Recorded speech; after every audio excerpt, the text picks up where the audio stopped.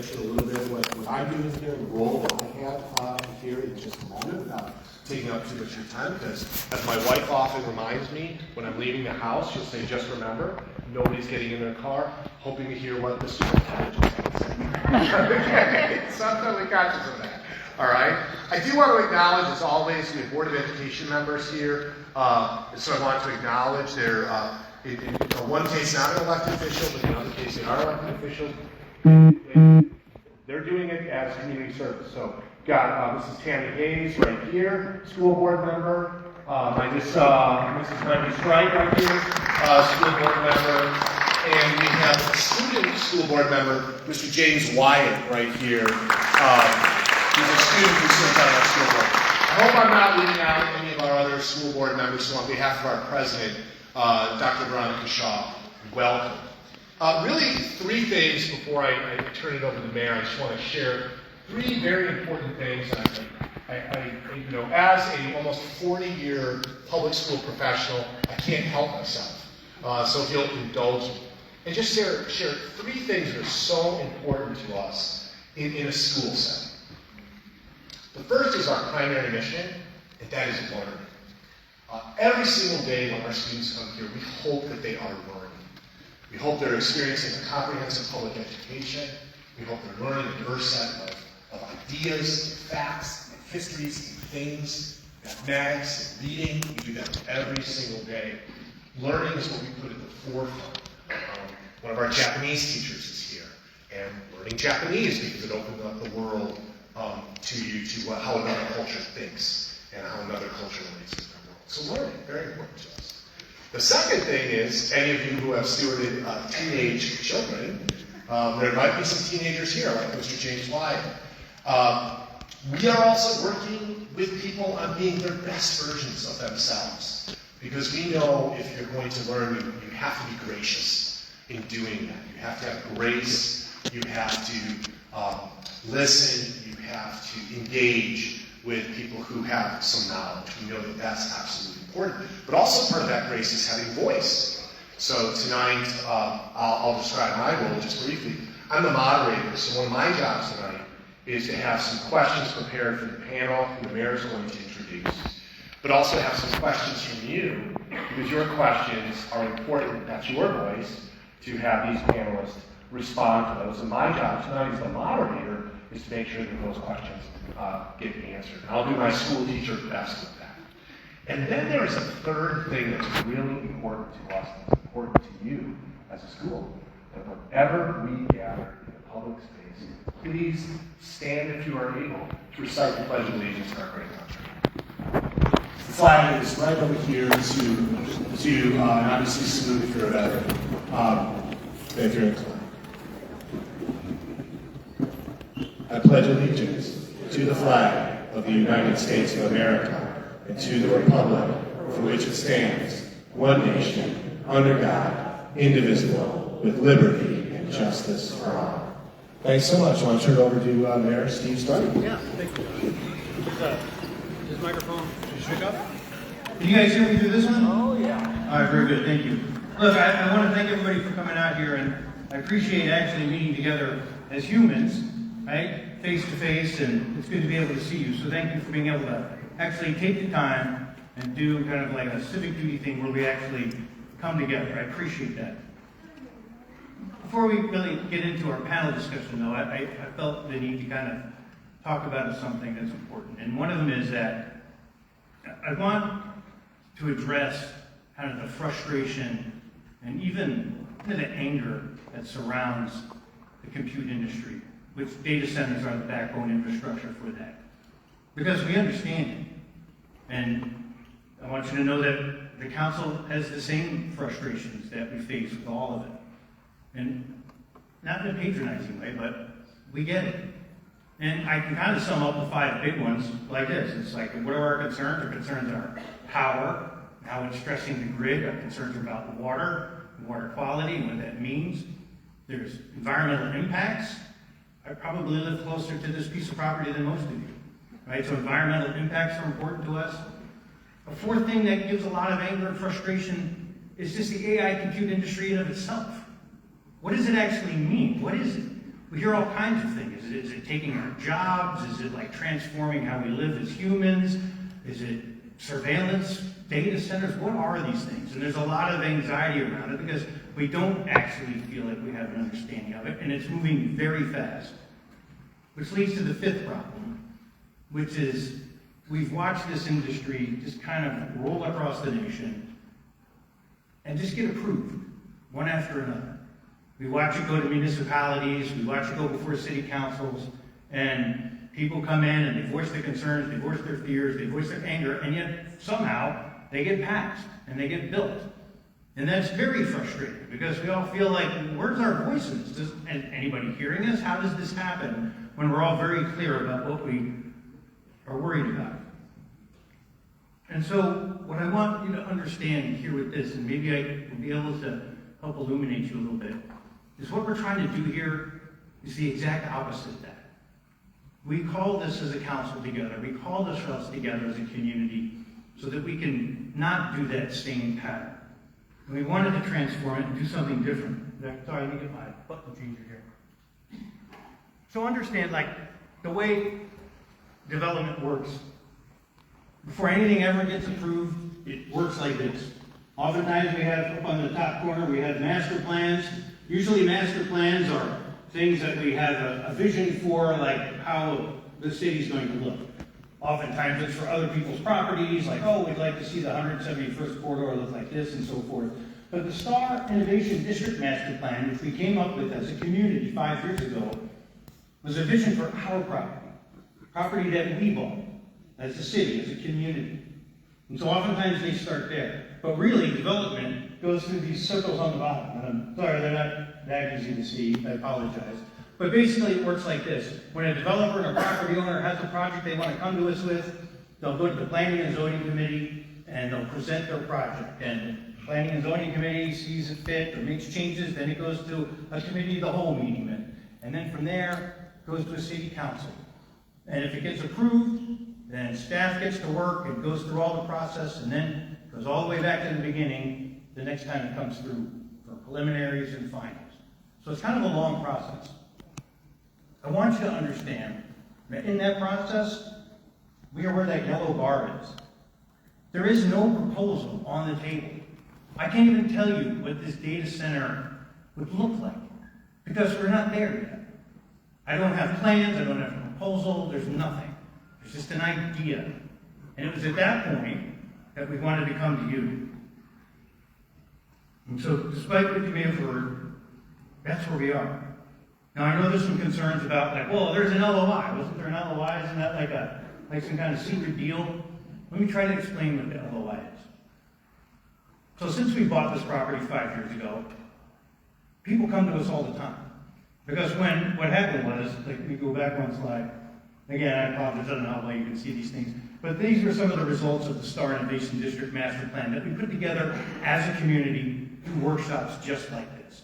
And we kind of went through a process of what people would like to see. Remember, it used to be an old oil refinery, and so people were very cognizant that, an industrial use was fine. And so often what we did was we came up with all these different circles based on community input. And yes, data centers was one of them.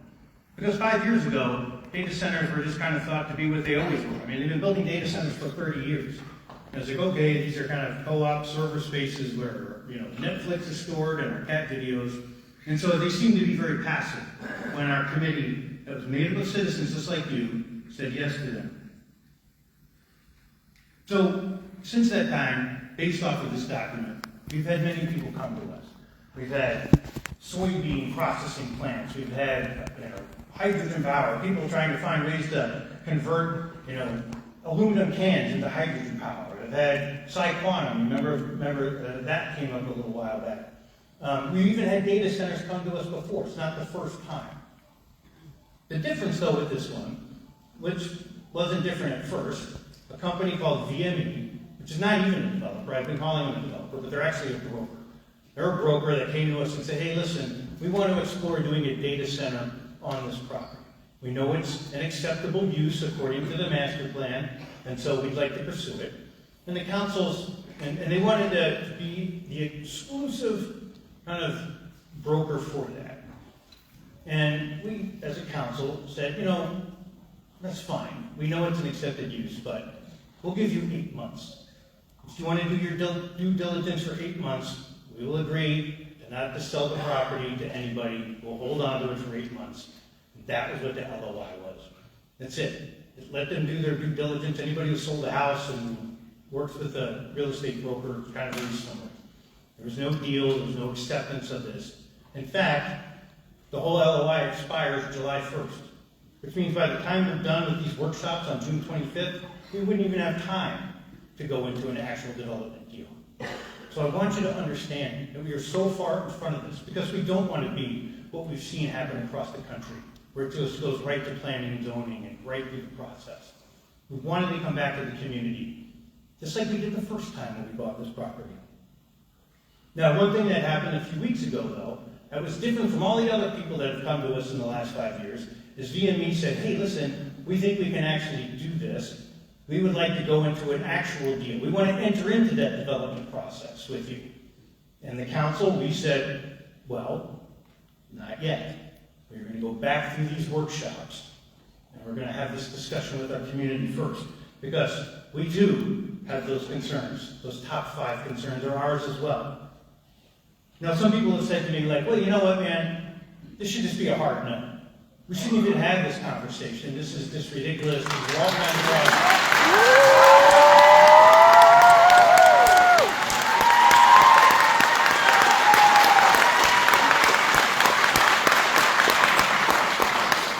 So let me say why, respectfully, disagree with that.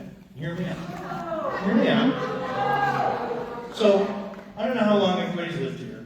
A lot of information people have emailed about have said, you know, I moved here a few years ago, and I love the downtown, I love our town. And we agree.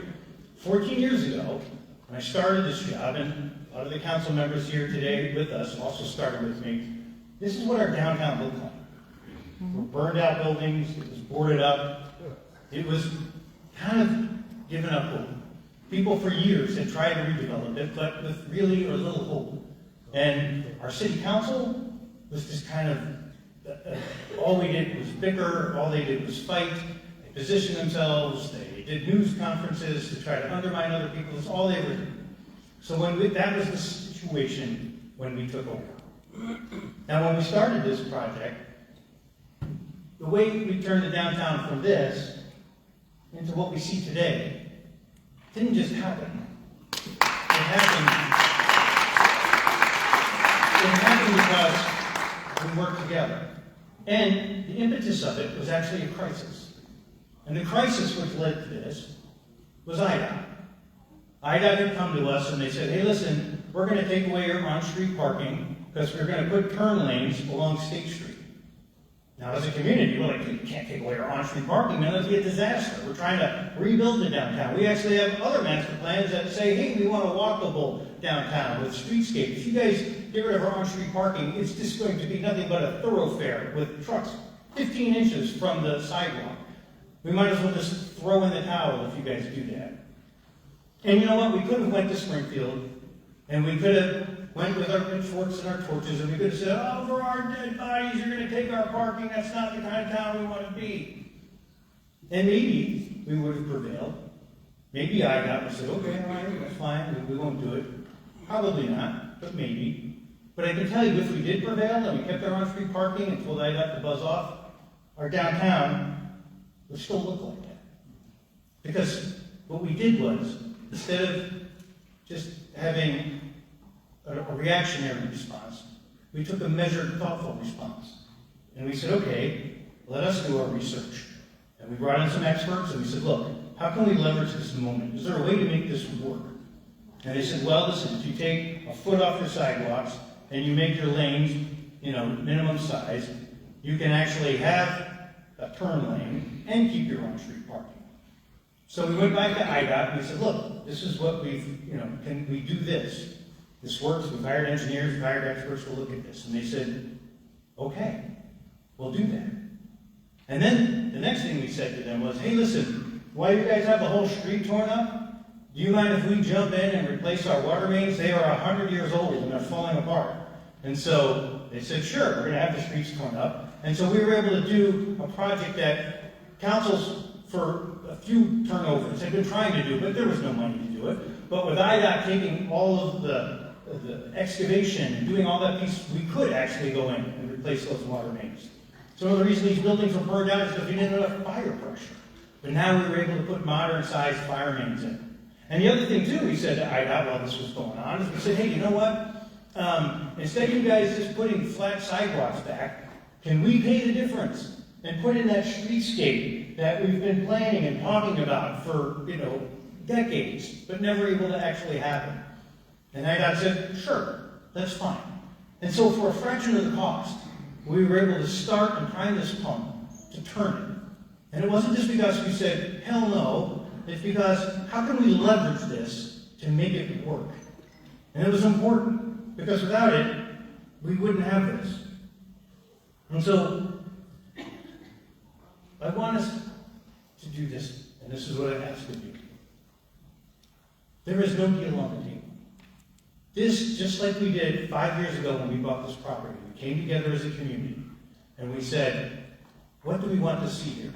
Now granted, 5 years ago, data centers were kind of 10 megawatt, server rooms. We recognize they're completely different. Our struggle with, and we'll hear a little bit today from panelists, is like, this seems to be happening regardless. And so, how do we, because we can ask anything of this property because it's ours.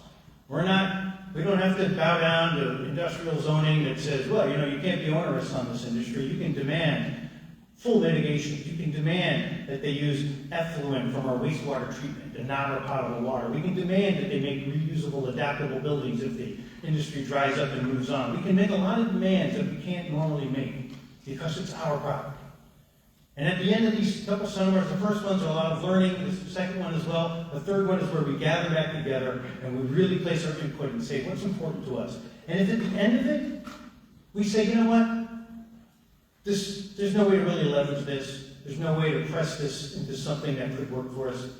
And it just fades away. If the LOI expires and there's no action that has to be taken because there's nothing official actually happening right now. And so I ask, and the council asks, can we just take this time, have some competing ideas in our minds, and look at how we take this industry, which seems to be steamrolling across the country. Is there a way for us to take it by the horns and make it work for people instead of it just getting stampeded across us? This is why we called it the Star Innovation District in the first place. We didn't call it the Star Open Lands when we all came together with this. We called it the Star Innovation District to wrestle with these kind of problems. So even if nothing ever gets built, it still will have served its purpose by pressing this into the dialogue. Because right now, I know there's state legislation that's being pending and they're thinking about making stuff happen, but I have found in my 14 years of doing this that state legislation oftentimes is problematic. We're still fighting the Safety Act. The Build Act is problematic. So even if they do make legislation, which they don't have it yet, it still becomes it's on the shoulders of municipalities, which means it's on our shoulders. And so let's take this time and think through what can be done in order to set a standard throughout this industry so we just stop it rolling over all of us. So please, I ask that we work together as we've always done, because when we do work together, that is the result. And we've done this before together, and I ask that we do it again. So thank you for the time. Thank you for being here. And I will turn it back over to you.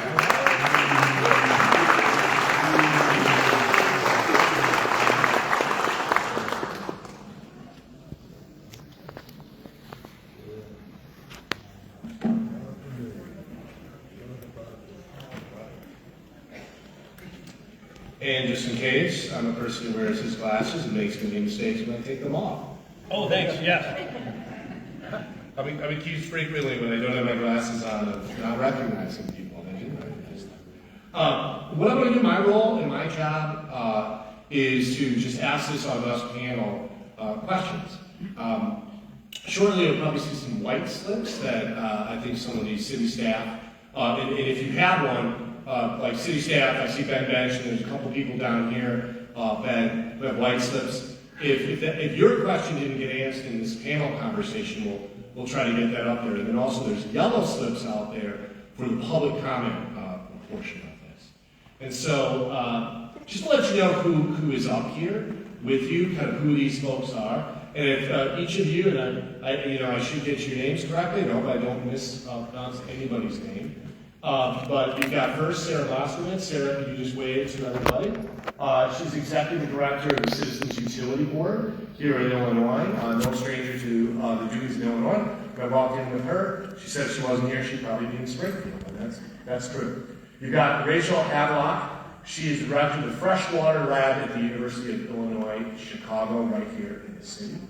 You've got me, Dr. Bob McBride, Superintendent. I'm going to moderate this just by doing what I do, is try to teach and ask questions.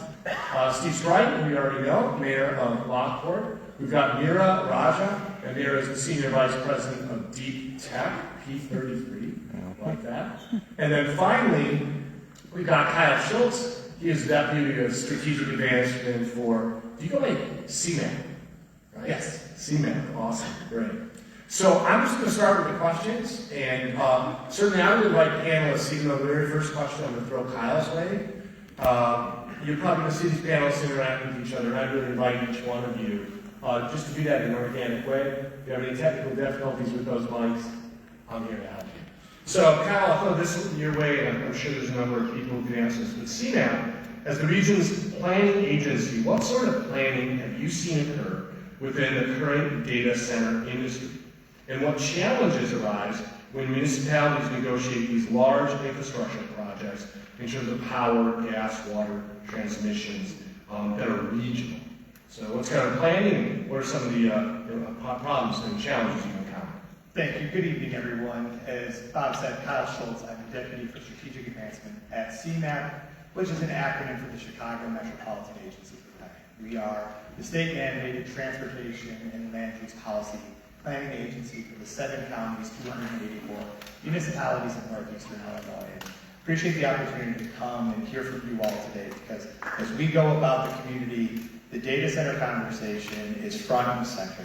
If you are in the city of Chicago, if you are in Lockport, in Layton, Henry, because this industry, as the mayor said, is moving so quickly, it is really putting a challenge on how our communities are embracing this. And the way I think about the question, as a person who is now in urban planning, but has spent the last 15 years in economic development, is 6 years ago, our biggest topic, our biggest investment opportunity as a region was in distribution centers.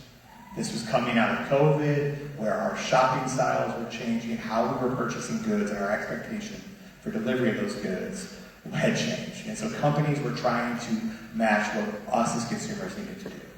And what you saw across Chicagoland, but really in this, your whole county of Will County, was an explosion of distribution centers that came without regional planning or regional coordination. And while communities welcomed those distribution centers, that welcome, that impact was not contained to just that community.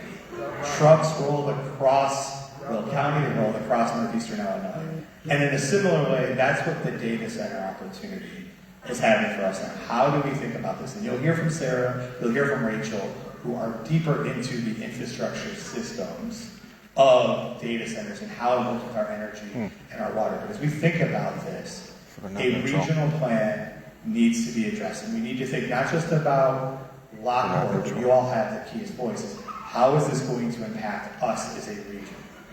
This is the foundation for what the digital economy of the future will be. And how do we want to embrace that? How do we want to have that part of our communities moving forward?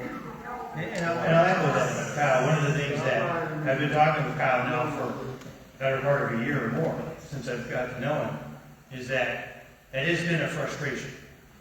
We watched individual municipalities put distribution centers right at the edge of their towns, because it's like, well, it's not going to affect me, but then they all roll right through our town over a bridge. And ever since then, the county's been trying to rack their brains with how do we manage this truck traffic? And it's like, no, man, you can't do it now. We have to do it in the beginning before it steamrolls us. And this is why, whether it's with CMAP or when I'm with Metropolitan Mayor Caucus meetings, I keep saying, like, look, we have to come up with an overall plan for this. And just can't let it be built out by individual municipal deals.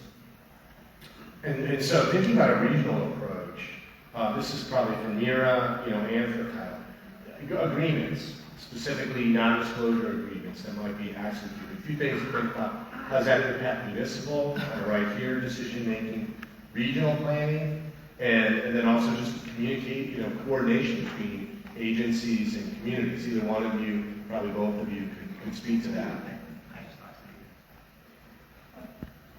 Hello? Yep. Hi everyone, thanks so much for the opportunity to hear from you all and talk to you. My name is Mira Raja, I'm the SVP of the Tech at P33. P33 also looks at economic development. So that's sort of the lens I'm bringing to this. And I think one of the things that is very apparent here, and as we all talk, you'll sort of keep hearing, is this isn't just going to affect one of us. It's not siloed. None of these things are going to affect one resource, one person, one zip code, even one city. And so we have to take a coordinated approach to this because we have to better understand what is CMAP thinking about, what are you all thinking about, what is Mayor Strike thinking about. And to do that, you need to have these dialogues, you need to have these conversations, and it has to be transparent, it can't be super closed. These, some of these NDAs, it's a tricky thing because you want to think about privacy, you want to think about what you're protecting. At the same time, you want to be really careful that we are actually having space and having place for open dialogue. And so I think the biggest thing across when we're thinking about how we plan these is how are we not working in silos? How are we having that broader conversation?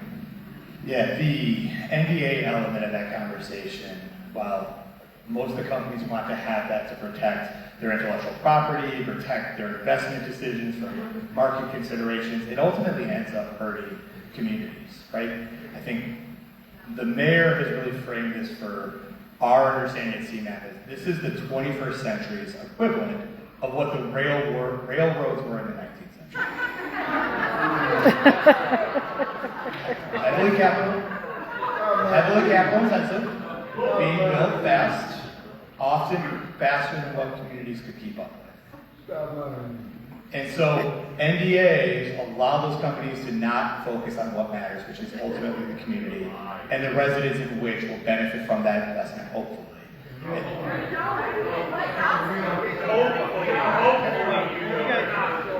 Happy to hear. Best thing to do. If you do have a question, please. Happy to hear the feedback. We're not rushing these workshops. We have all the time. Wasn't Very low tolerance for BS. wasn't trying to be. Yeah, and I just would, as a moderator, I think it's very important that we exercise listening. I think, with your permission, I would say I think the railroad was an analogy. It was not an equivocation with data centers. And I would just ask everybody there's a period of listening with these panelists, and all these folks are volunteering their time. And then there is a time when I'm going to have the questions that you've asked on the white sheets. There's going to be a public comment as well. So I would just ask you in this space, in the school space, just to think that through and just take a bit, and like the mayor said, let's do this together. I think that really helps. A question that just came to my mind, I don't mean to put you on the spot, Mayor Strike, but Mira and Kyle brought up the importance of regional approach. That any kind of decision like this impacts power, water, emissions, from a regional point of view. But if that is the case, what I'm curious about that you might be able to share with us is why are municipalities, Joliet, right over the hill, approving these things at the municipal level? How is that working if it really is a regional approach? I don't know if you have insight. No, it makes perfect sense why it's happening. Because there's no state guardrails, there's no federal guardrails, this is being built out by 100 municipal deals. And when, data center, there used to be a time when data centers got tax breaks. They've been building data centers for 30 years. That script is completely flipped. Nobody's giving data centers incentives anymore because data centers are desperate for the land, the power, and the water. So today, they're just throwing money at municipalities. And so when a municipality is told that, hey, listen, we can cut a deal and give you guys millions of dollars up front, the thing that mayors struggle with in municipalities, I can tell you already what the deal is. People are saying, well, they're lining their pockets, so they're getting rich. No, they're not. What mayors have is an enormous amount of responsibility, and city councils. They have pension obligations. They have, people like, my road sucks, my water sucks, all those things that they are responsible for. And so if they find that, okay, here's an opportunity to get a lot of money that we can then take care of those problems without raising taxes, they find them almost like impossible to say no to. And this is why we see this happening over and over and over again. But again, we have to have a regional approach to this. And it's not the way to build out this kind of thing. And I agree with you, Kyle. The railroad analogy works in the sense that when we had finished digging the canal in 1849, that was a big deal. And then right when it got finished, what happened? The railroad industry blazed the rail line right through the center of town. Where the railroad tracks are today used to be Commerce Street. That was where all the business from the canal was being done. And all of a sudden the railroad's like, coming through. That was a major anxiety. If you can imagine all the people that invested money into the canal were suddenly upended by the railroad. And in the 1850s and 60s, they were given carte blanche by the United States government to do whatever. We can't even be working the right of way without months and months of going to the railroad. They kind of have an economy that, if we want to do a quiet zone, it takes years and lots of tons of infrastructure that we have to pay for. Because the railroad has autonomy. And there's nothing we can do about it. They keep waving this piece of paper from Robert Lincoln from 1865. And so, we can't let that happen again. This is why regional planning is critical to this. And, maybe a question on some of the questions, that I have. This might be for you, Nira, or for any of the panelists. But, building on that analogy where the AI economy, the automated economy is generally developed. So if you're planning from a regional point of view, how do regions position themselves to be beneficiaries of that? So that it isn't folks, from far away who are beneficiaries. It's local regions who are also beneficiaries as well. Absolutely. I think it's a great question, and I think it's where this conversation gets honestly very tricky, just to be really sincere about this. You want to say no. You want to say, no, I don't want this here. I've heard many of you say, absolutely not, boo. And it's connected, and so when you say no and it goes next door, you also stop having a voice in that conversation, right? And I think that's really, really important. All of your voices are really important here. We need to make sure they're heard so that we can figure out if this is sort of the future of infrastructure a little bit, right? In whatever analogy you want to think about it. If that industry is being built and some of this infrastructure is being built, how can we make sure everything that you're saying is incorporated into that so that those benefits do come through, so that at the beginning we can think about, well, what are all the places that if this infrastructure gets built, what's that all going to affect, right? Is it going to affect your resources? Is it going to affect jobs? Is it going to affect other industries that are being built around here, right? And some of those you can take a positive view to that or a negative view to that. Some of that you can say, well, no, it's going to use up all our resources. Some of it you can say, well, maybe it can generate a bunch of other industry around here. Maybe you could take it away. You could either,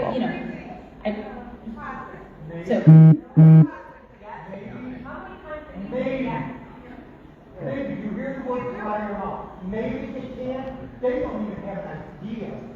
That actually is the struggle. Hold on. That's that point where we don't know what the AI industry really is. Oh, I don't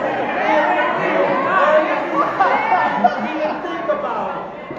What kind of common sense does it make to think about building an industry that doesn't have an end game that you know about? I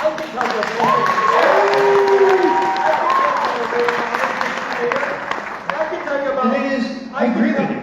I agree with you that there is no actual end game for it, and this is what I've been talking about within the region. No, that is not what I said. That is not what I said. What I said is, you don't know what their end game is. They have an end game, and you're putting right on it.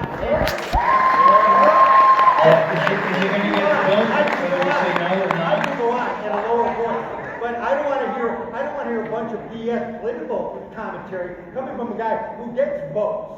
I voted against you. I don't like what I hear you say. That's fine, man. No. You came out here as a mayor, and you're espousing some kind of expertise on this AI, and you Sit I'm actually there. not. That's why I brought other people in. Hey, wait a minute. You're the one sitting up here. You're a leader of this community. At some point, you have to take some kind of responsibility for not knowing what you're doing, for not knowing. There are so many experts in this field of AI that can tell you which end is up and which end is down. I'm disagreeing with you. Oh, I can introduce you. I'm not. I can introduce you. We had 3 workshops. Part of the conversation. I'm sorry, you're gonna Jason, thank you. have to up your game. You're gonna have to up your game. This is not gonna be solved. Your education is not gonna be solved here in Lockport. It's gonna be by you going out and reading. It's gonna be you going out listening to lectures of people actually know what the skin of the game is. Friend, you're assuming that I have not been to lectures, that I haven't been to these places, that I haven't listened to the fears and concerns of the AI industry. Absolutely have. I believe you've listened to And I don't mean to cut either of you off, but I always think it's important to acknowledge there are a lot of people in the room. And one of the things that I just know from a learning point of view is actually next week, June 4th, is all about, the topic is the artificial intelligence, automation, and economy, going deep into that. I don't know the content just as the moderator, but I do know that. And then I do know that the third workshop is really more open in your feedback and on these first 2.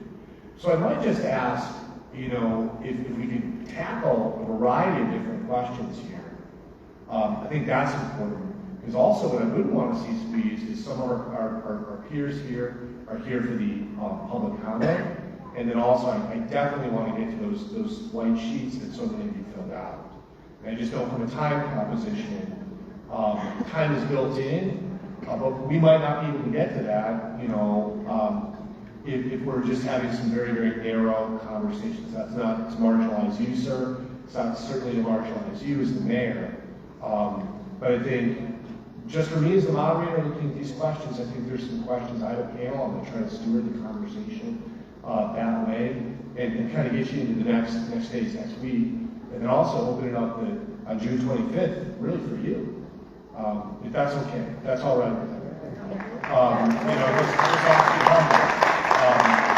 That's not to marginalize anybody's voice, really serious. Because I guess I'm trying to get to the white sheets and not to run roughshod over something. So with your permission, I may want to throw this one Sarah's way, because I think there is a lot of fear. There's all sorts of fear. Economically, automation, how do we feel about that as human beings? So maybe Sarah, if you could jump in on this. One fear I think is cost. And oftentimes residents in these, issues are worried about their own electric bills, their own power capacity. How can, a data center impact the resident's electric bill? Are those costs localized here in the city? Are they regional? Maybe impact a citizen from a town who doesn't even live in Lockport who's going to be impacted by this. So if you don't mind picking that up, that'd be great. Okay. Hello, everybody. It is cool to be here. I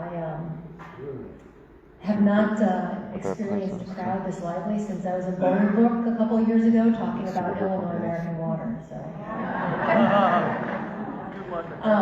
So I'm Sarah Moskowitz. I'm the head of the Citizens Utility Board. We're a utility ratepayer advocacy organization. Works in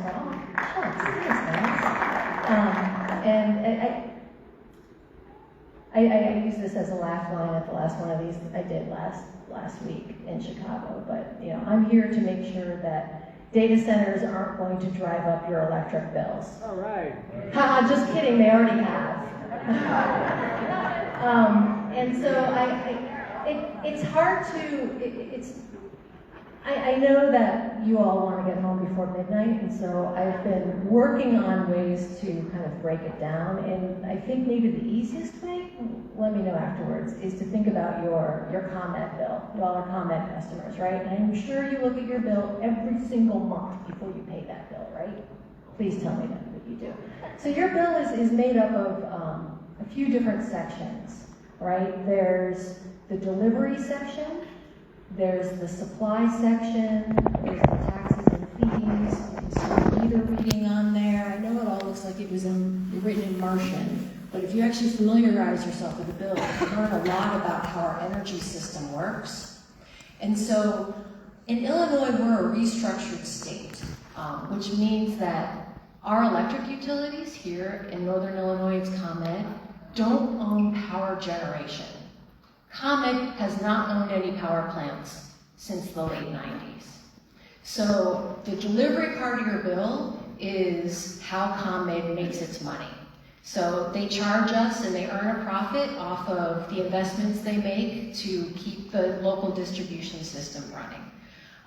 The actual juice itself, the actual power commodity, that is set by a wholesale market. The wholesale market that we belong to here in Northern Illinois is called PJM. PJM stands for Pennsylvania, Jersey, Maryland. We here in Northern Illinois are connected to a grid that goes all the way to Northern Virginia, which is where my mom lives, which is ground zero for hyperscale data center development.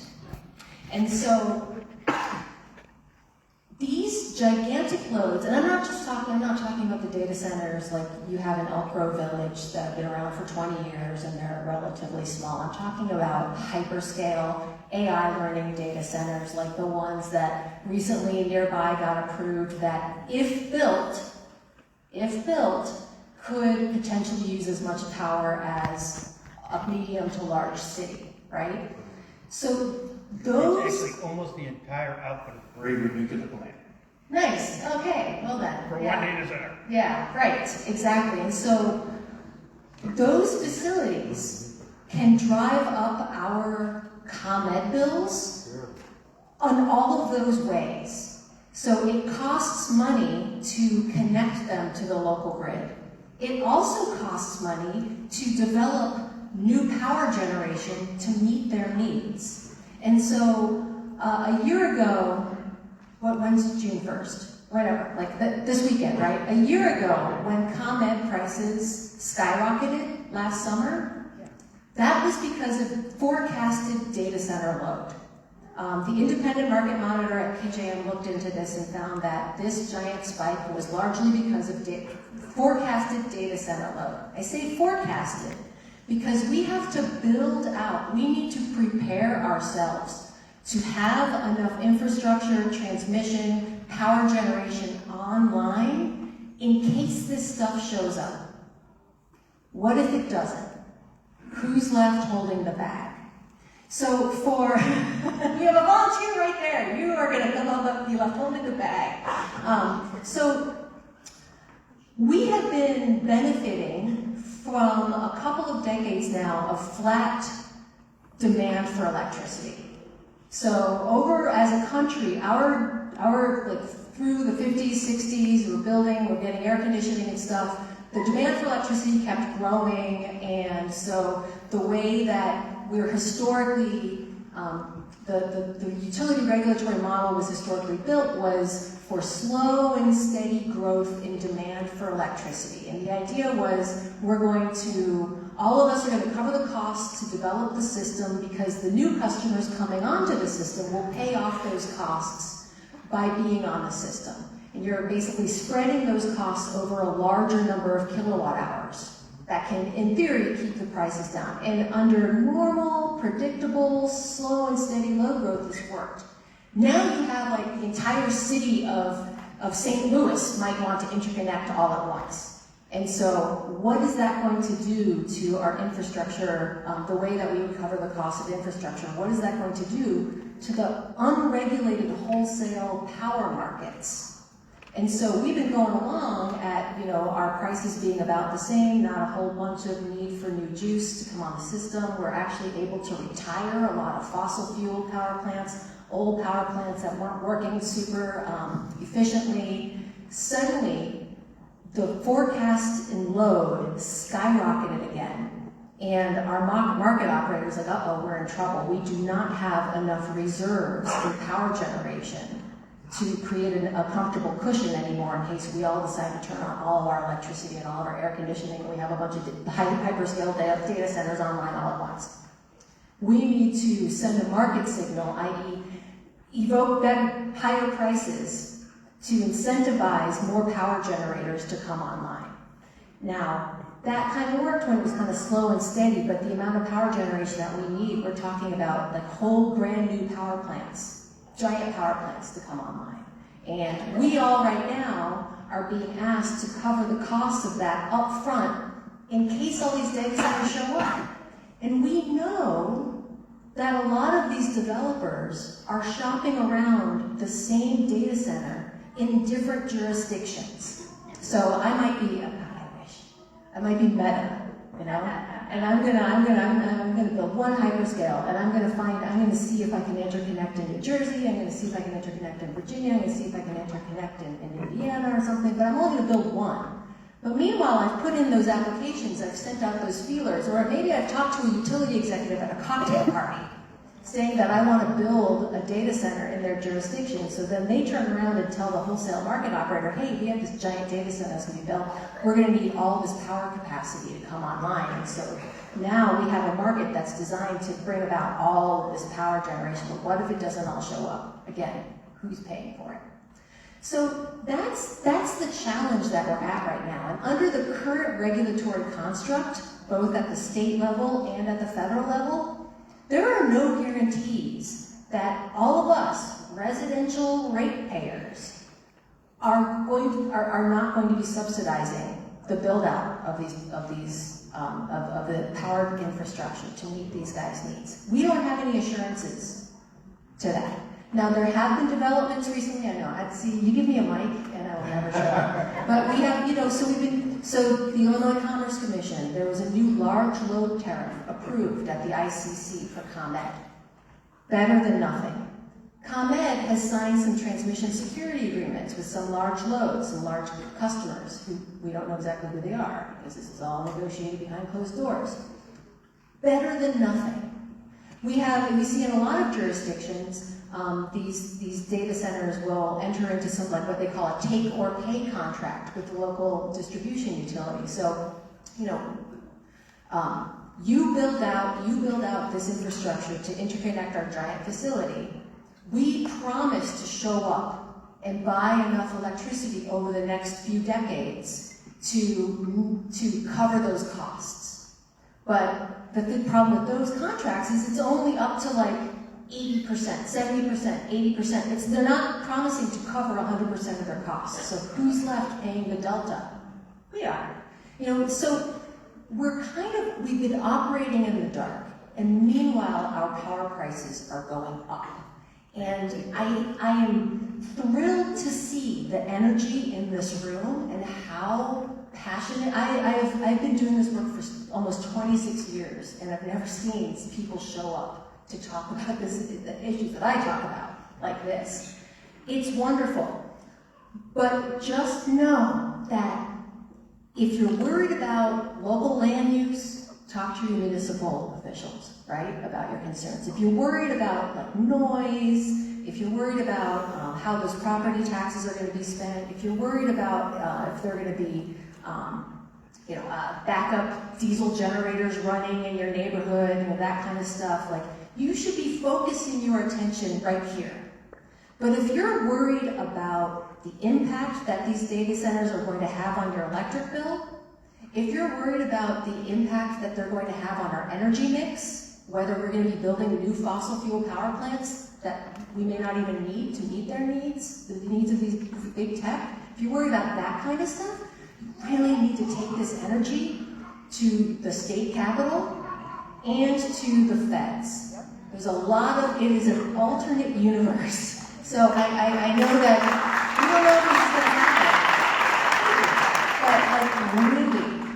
But I love, but we need to do something at the regional level to make sure that we're protected from the costs. And, Mr. Mayor, you can't do that. You can do a lot of things. You can't do that. Sure, no, and I appreciate you educating us on it. And it has been a problem. People are like, oh, if you build this, your electric bills are going to go up.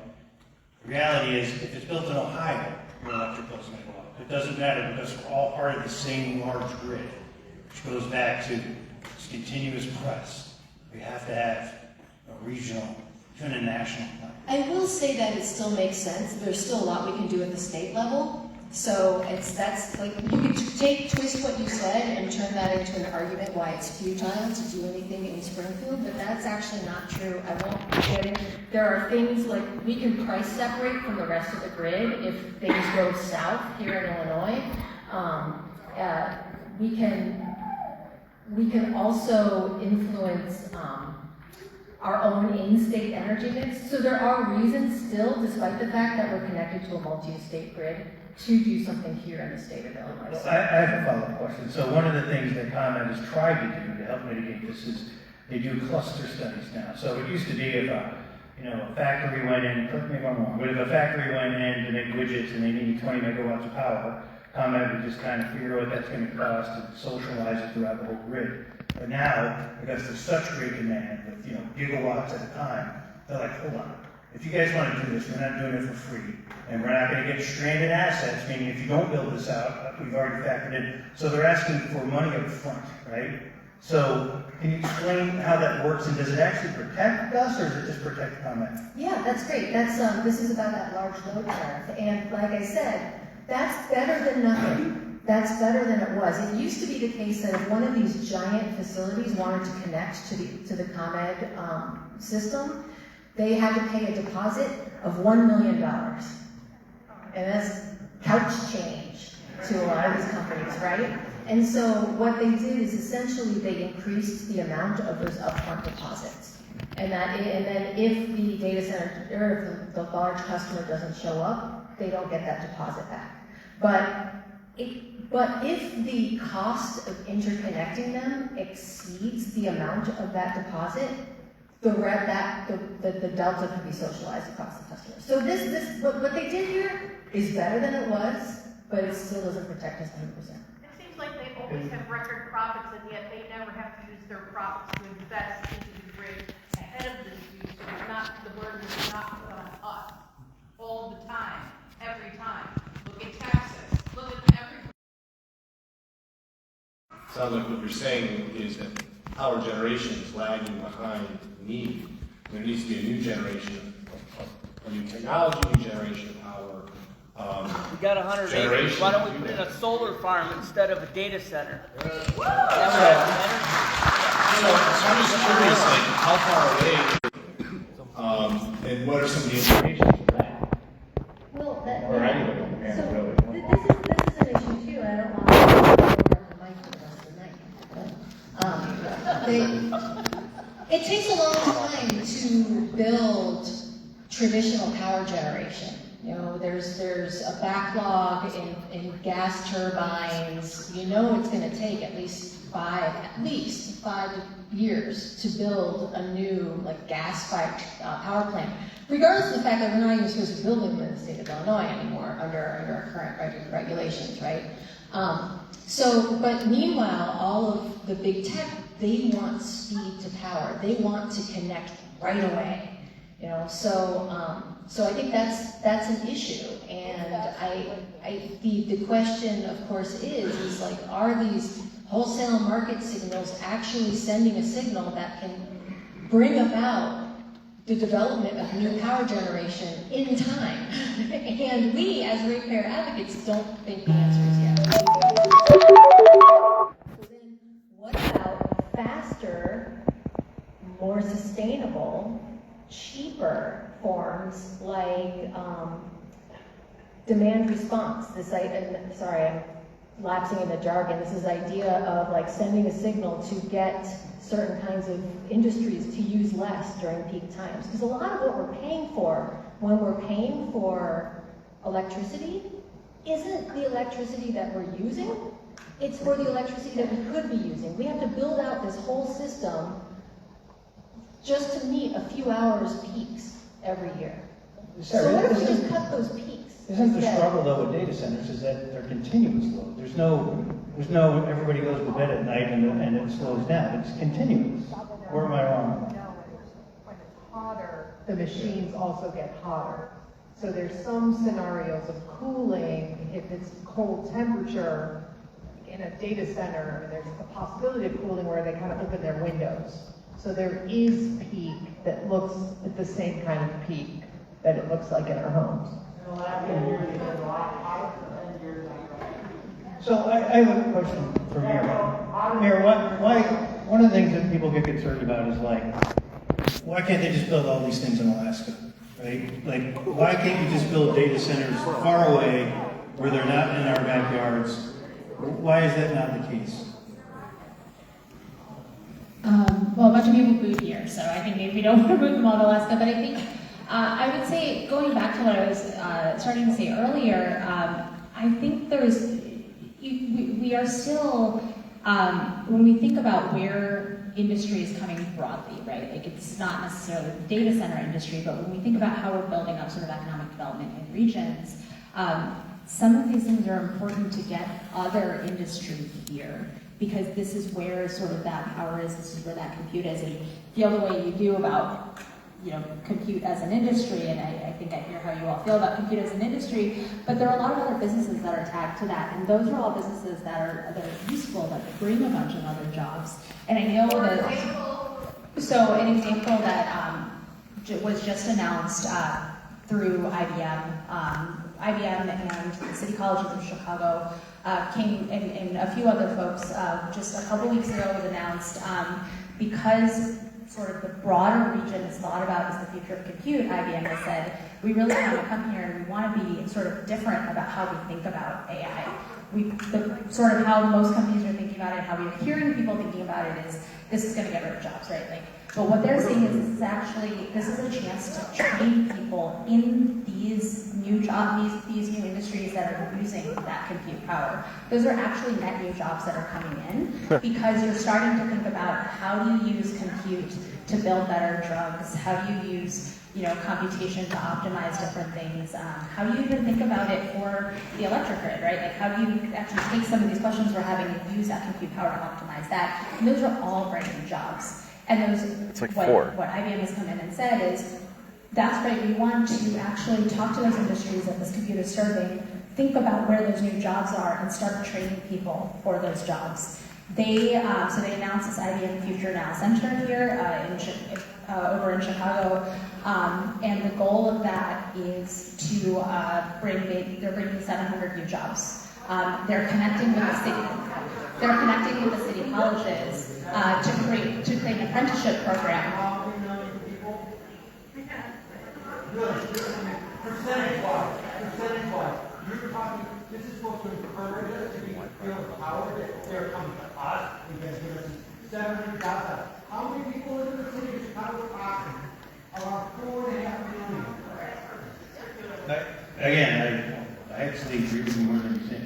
I had the same problem with the job compute. I mean, I'm a graphic designer. Who's got kicked between the legs more than a graphic designer with AI and all that?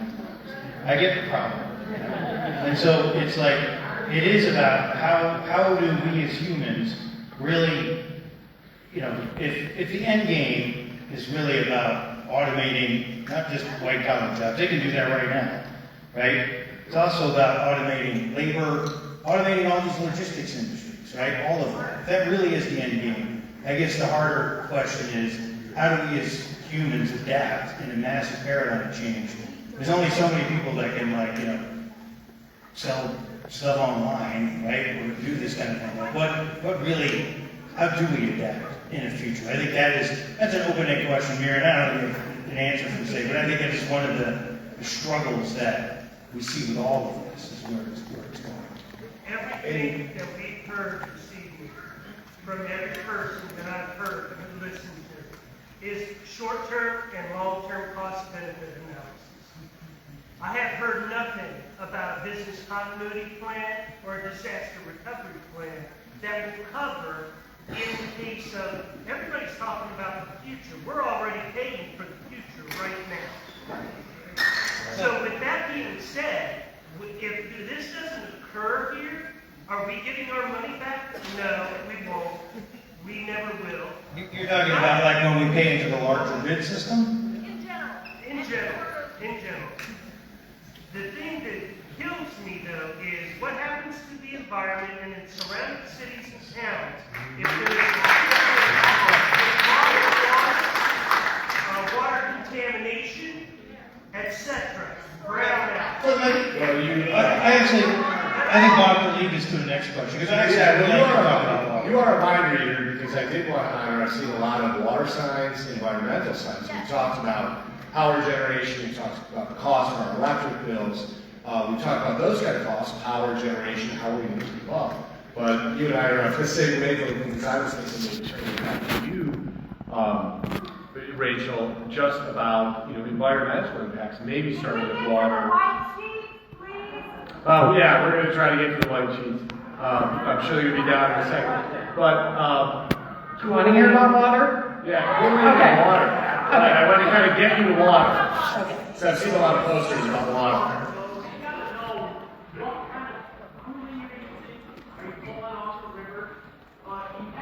Well, sir, if I could, with your permission, if we could give the panelists a chance to maybe use her expertise and address that.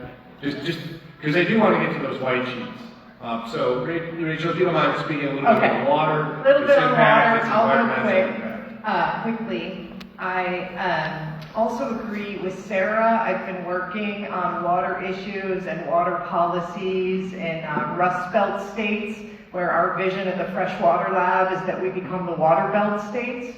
So one thing about this data center sweep across the country and across the world is that we're all talking about water. And when we're all talking about water, even when there are disputes, and I can say this, I spent many decades working in the Middle East, even when there are disputes, this is the bottom line of what connects us as human beings and what connects us to other ecosystems, to the past and to the future. So I see in these moments and in these passions a really productive identification of what we all have in common and that investment in wanting a common future. So, okay, a hyperscale data center can use up to 5 million gallons of water a day.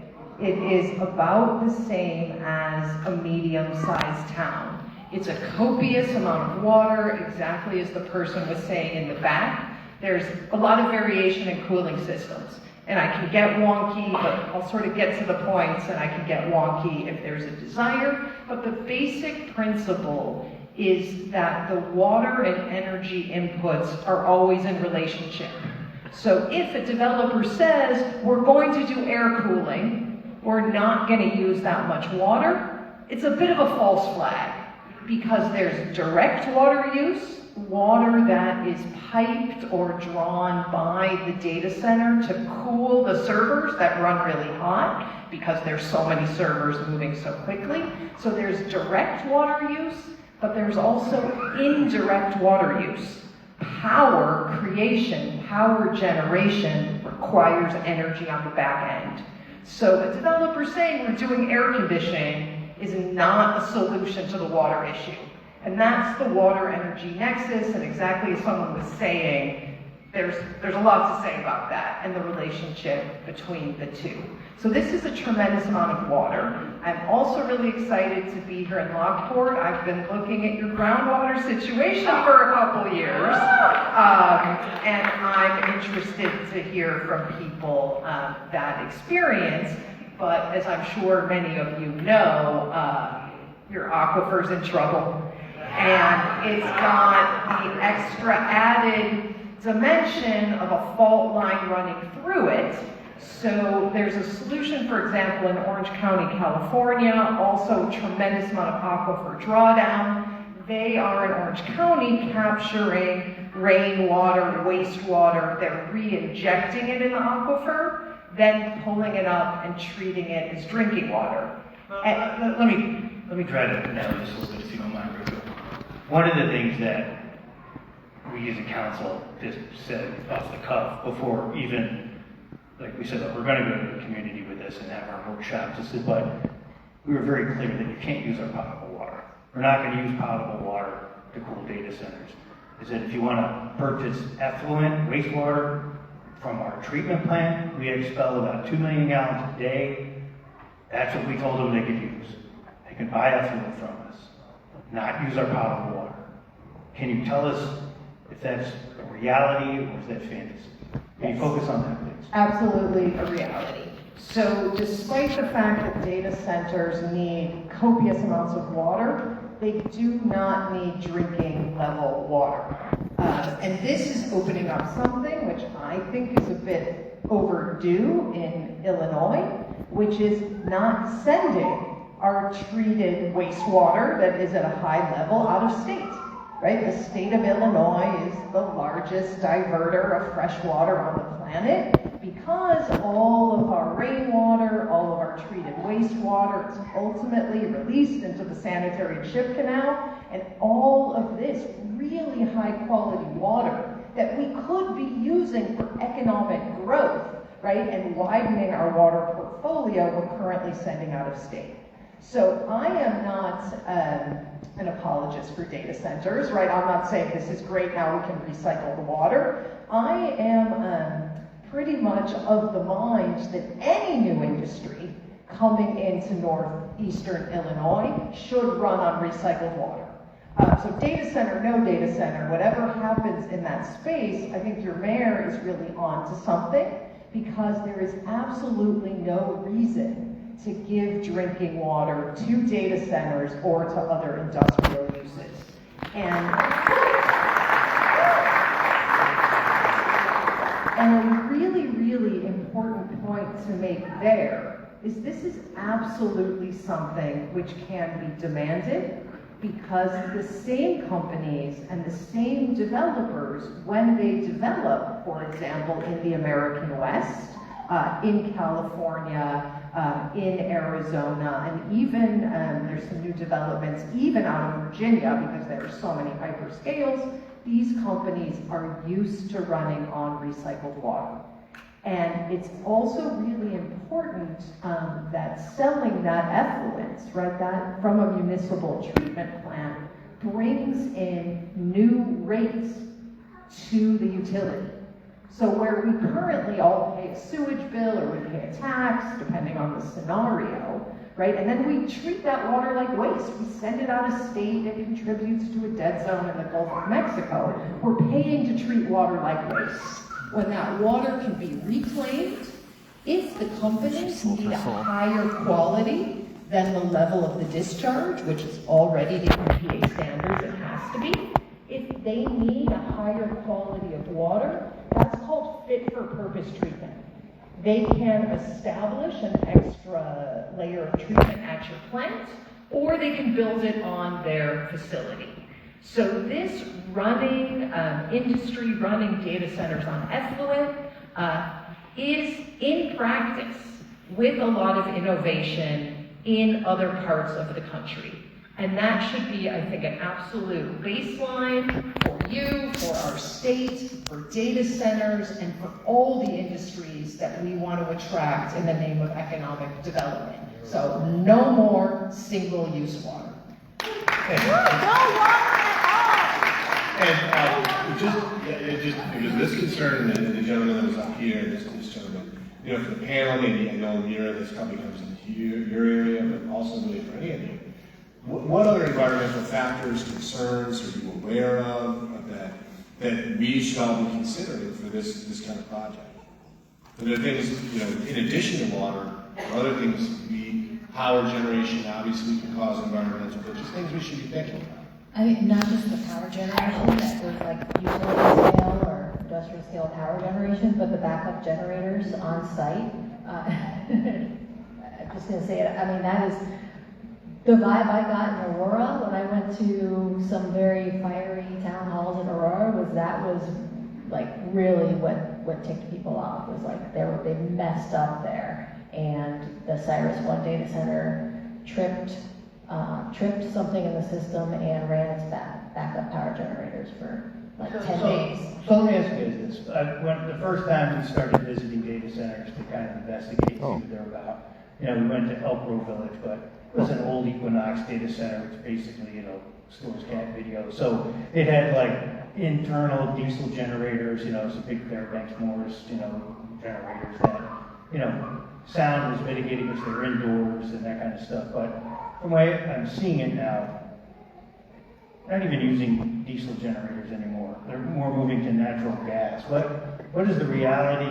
Is there indications that burns cleaner? Is it indications that there's less noise? Or can they be 100% mitigated for sound, vibration, and all those things? What are those possibilities? Have you seen that kind of mitigation anywhere? I am not an expert on that. No. 150 million bucks is only at 200 diesel generators.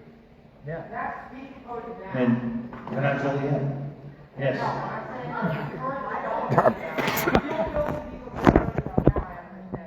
But it doesn't mean that needs to be accepted. And that's one thing I think and actually, I have seen it with other places. Here's the thing. One thing that's important to understand, and it comes down to this when it comes to water issue, right? Because we own the land, we can make extraordinary demands. And again, I'm not telling you that we need to do this or not. But this is a moment to press back on this industry, which has just been rolling across the country, and say these are the kind of things. Nobody should be building this with normal water. They should be using effluent. They should be able to cover the costs of full discharge mitigations. They should have zero emissions and sound at the border. We don't need to compromise on that for anything. And I think that's been the whole point of what we were trying to have with this conversation. And we're not under normal zoning, right? Normal zoning in industry, if we said, oh, you have to have zero lot line emission sounds, you can't go more than 20 decibels over there. Well, in a normal property that was owned by private property owners, they would say, well, that's onerous. You can't beat us up harder than another industry.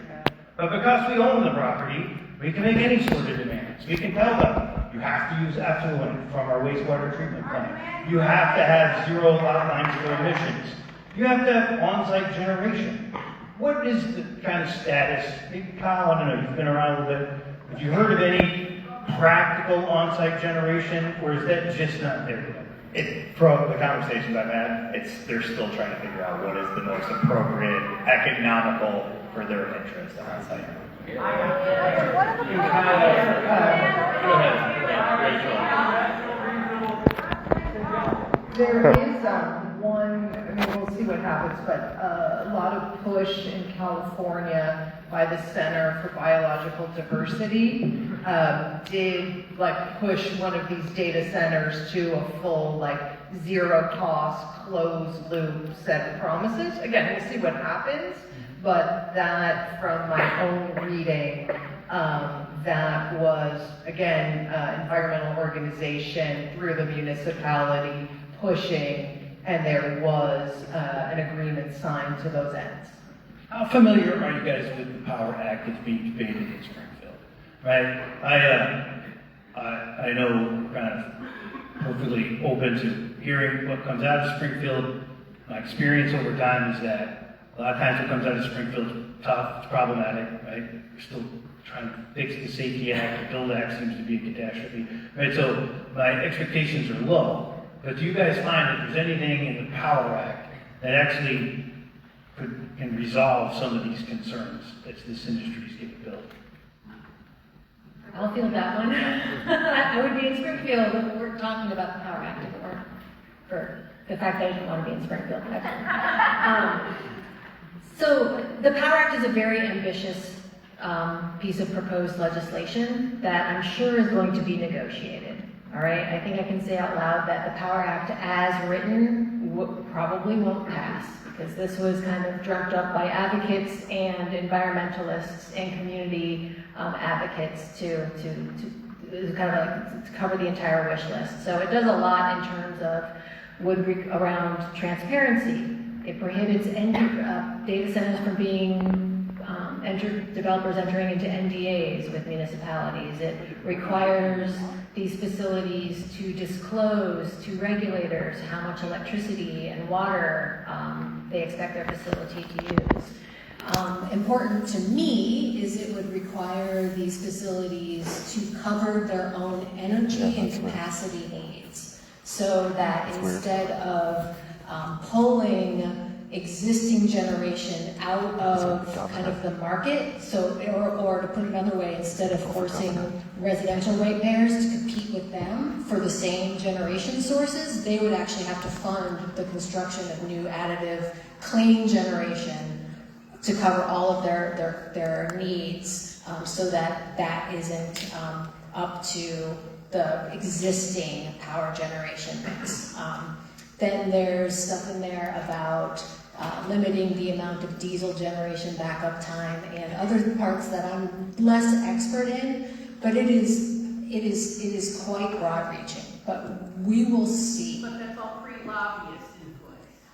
That's the dream, right? I'm sure the lobbyists are not pre-lobbyists. I'm sure they're very busy right now. Yeah.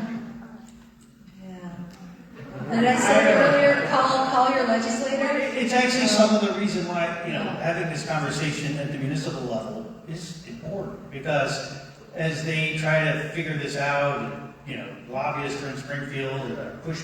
It's like it could be a year, 2 years, who knows when legislation happens. But what actually is happening are these data centers are continue to get built, one municipality at a time. And it's like, unless there's any sort of demands or mitigations that make sense, that hold this industry accountable so it stops externalizing costs onto residents, it's going to continue to build. Part of this conversation is about asking those questions and running this up. I know CMAP is here listening to this. I know Rachel Ventura is listening to this. I know Congressman Foster is listening to this. And so having this conversation and being able to be part of it, and again, like I said earlier, I don't care if we ever build a data center or not, it doesn't matter to me. What actually matters to me is that we press back on what's in front of us now. And it's a conversation that's worth having, because it's going to get built around us regardless. And so can we influence that conversation? We actually can, if we're doing it. I am holding in my hand 10 questions for folks out there. And I want to make sure I ask all 10 of them. That's going to take some time. And we have public comment, so I have lots more questions that I'd like to ask, but I think these are awfully important, so I'll just throw these to anybody on the panel. And I don't think people intended to have their name read, so I'm just going to read the question with your permission. If a data center is built, who would have the responsibility of long-term monitoring? And how often would numbers in operation be verified? So who is monitoring said data center? How does that work? I would say at the moment, it's on the backs of municipalities to come at it, because there's no state or federal legislation that demands it. So unless a municipality demands that the industry pays for third-party monitoring that we choose, not them, we choose and they pay for it, I don't see how else it's done. It has to be at a municipal level at the moment. They get 50 million gallons of water stolen when they were told that they would only take half that amount. Yeah, that's why I'm like, you can't touch our potable water. You steal 50 million gallons of our effluent, totally different. This is an energy question. They shouldn't In steal terms of any of it. energy, can you imagine, will renewable energy ever be considered as a source to meet the baseload energy demands? And the questioner said the baseload would be generated via natural gas, nuclear, coal-fired. We talked about it earlier. Would renewable energy ever replace, I think this is what this question is asking, for baseload energy? I don't know if everyone feels comfortable answering that. I think I'm probably the person to cover that one. I think eventually we can do that, but it will require much, and when I say eventually, because right now, here in Northern Illinois, we are very much reliant upon our nukes.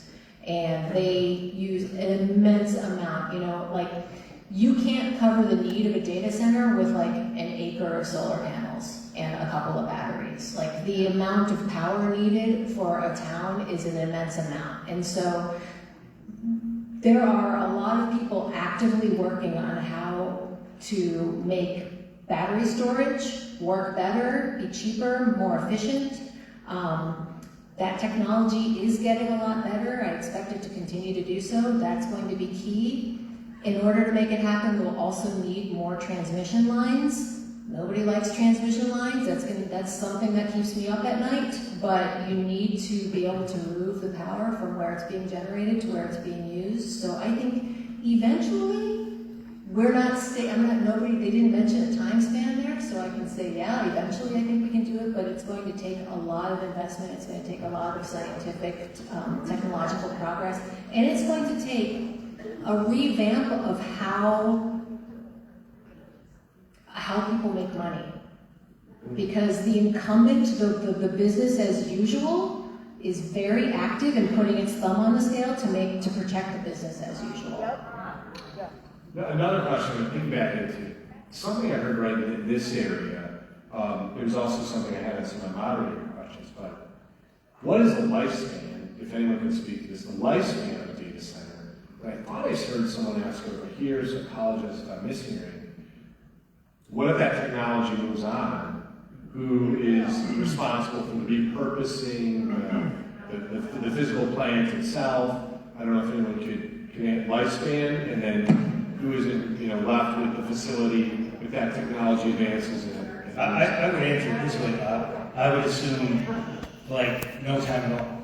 And that is actually one of the other things I think is absolutely necessary with projects like this, is that they have to build adaptable, reusable buildings with a sinking fund. So if in 5 years the industry changes and they're building data centers in the sea, that we're not stuck with stranded assets. Because we've seen this happen before. It's happened multiple times. It happened to us with the oil refinery when they closed the first time. They look across the river and we see 2 corn towers that have been sitting empty for 40 years because the industry moved on. And we're all stuck with it. So no, these buildings have to be built into such a use that they're not one use. They have to be adaptable, reusable, and they have to have a sinking fund to help convert it if, in fact, when they move on. And that money should be put in starting in the beginning. All right. By the data center people, the actual industry that's building it. This question is a preface, so bear with me. The profits from data centers should be viewed as a tax freeze for property owners and small businesses. Data centers do not create jobs, and job programs don't work related to data centers. How can we make this happen? I think, how can you make profits, ease the tax burden, but also job generation?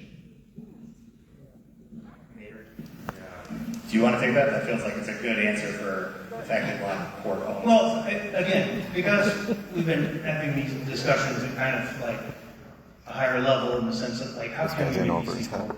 It was actually one of the topics we wanted to discuss a little bit at the second workshop. I had conversations with Joliet Junior College. I had conversations with Lewis University about like, and I've attended panels where I've sat in with North Central University and very concerned that universities and such have. I listened to the panel with Congressman Foster and North Central College. They're like, how do we teach for the future, right? What kind of degrees? How many young people right now have a degree that they spent $120,000 on and they're already told, oh, AI's already taken this job? That's terrifying. It's frustrating. It's angry. There's no wonder there's much anger in the room. And so how talking to those folks is like, do we create an educational dynamic that helps people adapt, right? When you have a 58-year-old person who worked as an actuary their whole life and is suddenly thrown out of work from AI, that person doesn't need to go back to school. They need to make money right now. And so how does a campus, and this is the conversations we wanted to have with Lewis and JJC the next meeting, how do we do that? One of the things we mentioned, and again, having conversation is like, other towns have leveraged money for over $100 million for sidewalks. Right? It's like, well, how about if we use that money to build a campus in the Star Commons on the rest of the property that actually is built and geared towards humans and how we are to adapt in the future industry? Because that industry should be paying for that retraining and that adaptability if it's going to be here. One question here is, how will this benefit Lockport? Why here? And will taxes, water, and electric bills just go up? Yes. So kind of a two-part question. How will this benefit Lockport? Why here? And will this just drive those costs up? I mean, does it benefit Lockport if we leverage that money to build out the Star Commons so that it is an educational campus? that's possible. Is it possible to sell effluent? And with that money, reduce our water bills? Absolutely. I know Darren and I, Alderman Deskin, talked about, like, can we leverage this to help fund all of our schools? Right now, this is in a single school district. Well, the high school benefits, but it's also Ludwig. And it's like, instead of them getting, gobs of money, can we have it fund all of our schools? Taft has been landlocked, Fairmount, is landlocked. So, leveraging the funding for those kinds of things is an important piece of this. And it can be done at this point, because there's no reason not to make those demands. And if they can't meet those demands, then they can move on. This question, I don't know if you can answer, but how much could people expect their utility rates to go up? If you have something like a data center. Again, I think we've discussed it, that it doesn't matter whether it's here or whether it's in Ohio, it's still going to affect our bill the same. We can say no tomorrow, but if it goes to the bills anywhere else, it's still the same. Or am I wrong on that?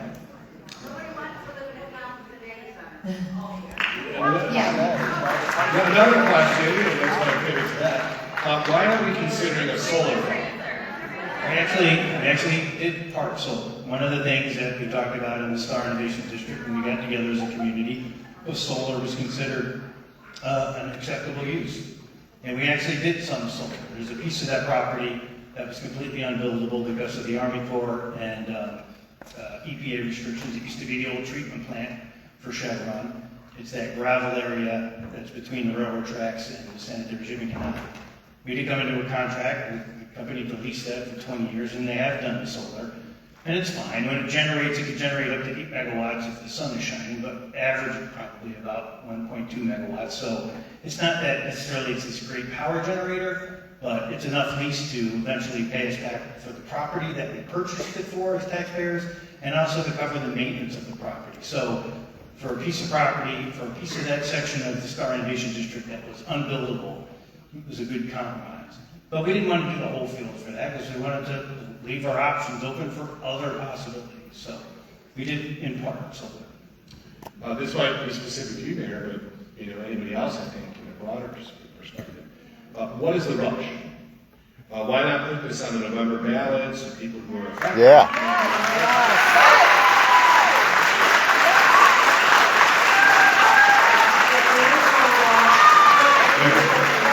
Actually, there's no rush at all. And that's the whole purpose, is that there's no rush. If this actually fizzles out, by the time we go through all our workshops, it just goes away. There's nothing to approve, there's nothing on the agenda. This was about conversation so that we could say, can these things be made to work anywhere, not just here? It was a conversation that was why we called it the Star Innovation District in the first place, so that we could have these higher level conversations. It's why we did it in the first place. So whether it got built or not, doesn't matter. It's about affecting the conversation is what is mostly important. There is no rush. Nobody needs a data center. Is there pluses or minuses? It's a fine conversation to have. On the ballot. If there is no rush, why are you rushing into all these preemptive meetings, which you openly admit you don't know what the ultimate aim of these AI companies are? And we haven't even had that discussion yet. Yeah, that was actually the next meeting, because this is a complicated subject, which if we can go through it together, we can ask a lot of those questions. I think the ultimate aim of what AI companies are up to is the top agenda. Because if you think it's just about data and stealing your information so they can have some kind of conspiracy to chip you, you're nuts. It's not about that. It's not. They already can do that with the data centers they have. No, it's about something much worse. It's about a fraud. It's about a fraud. That they don't have the science to back up their claim of what they want to do. And we are not even going to get there just yet. But the point is, while you're talking about how we can manifest this thing through our municipal blah, blah, blah, and our state blah, blah, blah, we don't even have laws on the books to make this stuff enforceable. Enforceable. But you want to not wait for a November ballot initiative? Why not? Oh, why not? I know why. Because you are already thinking in agreement with it. Because what you see is... Sir, you're making a lot of speculations about a lot of things. I've lived there for 25 years, not speculation, pal. Well, there's no speculation about any kind of deal that's here that's done. We want to have exactly the conversation we had the first time we did this workshop. Yesterday. Well, if we could, I do have another question. Good. And I want to make sure we get to that. There is also a public comment as well. I am a teacher. And we always say this, I would encourage all of us to listen. It's an important thing to do, right? It's an important thing to do. This question gets to VME. Who is VME a broker for? If anybody can speak to that, who these brokers and data centers, who they represent ultimately? It's one of the things that I found to be the struggle as we've been working with CMAP and working with other mayors and talking to other municipalities about the whole way that AI infrastructure is being built out. It's problematic in this sense. There's 5 big tech companies up there that all use this infrastructure for the most part. It's not quite as big as it, but it's like the ones that are really pressing for the hyperscales. There's all kind of different data centers, by the way. There's hyperscale, there's inference, there's edge compute, there's all kind of different levels. The ones that we were familiar with, I think when the community gave it an acceptable use 5 years ago was, again, things that were under 10 megawatts. And, what I'm finding now, though, is that the whole industry is getting built out through developers in the middle lane. This is kind of what a little bit, we heard from Sarah as well, is that they're just out there shopping, right? And so a lot of these developers, they go out, they try to find land allocations, water allocations, power allocations, and then they don't even know exactly who they're selling it to. They go then take this thing back out to big tech and say, look, I've got 80 acres or 180 acres, or I've got a gigawatt. And so that's when they go back out and sell it, which is why this whole thing has been problematic. This is why NDAs are problematic. It's not to protect municipalities, it's to protect the industry people from each other. And this is why this has been very problematic. And I think the Power Act, pulling all that stuff out, is essential. Because if the nation really is going to move forward with a civilization scale infrastructure, it can't be done by individual municipalities across the nation. It has to have a larger context for that. And so who are these people? They're just another industry people like everybody else is building out data centers. They just are trying to find allocations that they can then go sell elsewhere. I did get a final question, and the final question was, before public comment, I'll turn it back over to you, Mayor Strike. Would we continue to own the land after the data center would be built? The city still own it? All that, if we even went there, would be part of the negotiations. Right? If at the end of the third workshop, the community, there's enough, say, you know what, let's explore the next step. If there was, all that's the part of the negotiations. All of it is to say, you know what, we can sell the land, but we have a clawback that says if the industry moves on and leaves these abandoned buildings that are adaptable, reasonable buildings, because that's what we require, then they default back to the city along with the sinking fund. Those are negotiations that we do, right? All that kind of stuff would be what we would discuss if, in fact, at the end of these workshops, the community said, all right, let's see. It doesn't mean we're obligated to do anything. But that is part of the negotiation piece that we would do in the future, if it went to that. All right. Hey, before I turn it back over to Mayor Strike, public comment portion of the meeting, could you give your panelists, these folks are just volunteering their time, coming out to talk to you. I just say, they can be doing other things this evening. I really appreciate that. Thank you for letting me be your moderator. I learned a ton tonight. As I mentioned before, Lockport Township High School District 205, we're just like you. We want to know more. We're learning. We don't have a position. We want to know more. We want to understand everything that's going on in our community because we have a stake in you and the children that come to this school. I did have another school board member that I didn't see, Candace Garrettson. She's right there, so just want to acknowledge you, Mrs. Garrettson. I really want to thank you. I want to thank you because, you know, you are engaged in your municipality. That's a thing called democracy. And, you know, without people engaged in what's happening around them, that's when we kind of lose our voice, and that's the spirit of public education. So on behalf of public education, I really thank you. I want to turn it over to Mayor Stripe for the end of the meeting and public comment session. Okay, thank you. We did, like we always try to do, reserve some time for public comments to come to the speakers. Obviously, there's been a lot of public comment without going to the speakers, but I think we have some yellow cards of people that wanted to do this. But how many do we have? 15? All right. So a couple things about getting feedback. We have 20 minutes for public comment, but it's not enough, right? I would stay here all night, but I'm not here to tie up the facilities. But I want you guys to continue to put questions that you don't have answers to. I believe you got cards when you came in. Upload them onto a continuous feedback that we're going to have, put Q&As on the Star Innovation District Master Plan website so that we can continue to ask questions that aren't answered here today. It's a hugely complicated subject. And I appreciate those who came out and wanted to kind of have this discussion. It's the biggest thing in front of us, and it's worth having the conversation, regardless of where this goes in the future. So, a couple questions. Nicholas Paris, if you want to come up to the microphone and ask your question, by all means. And because we have a 20-minute limitation, I would ask if you guys could just ask a question of one of the panelists, because it looks like that's what it's for ComEd. And so if that's a question, yeah, use the other one then. Try to be respectful that we have 15 other people that want to ask a question. So thank you. So it sounds like it's not set in stone, which is great. I'm a hard no on the date center.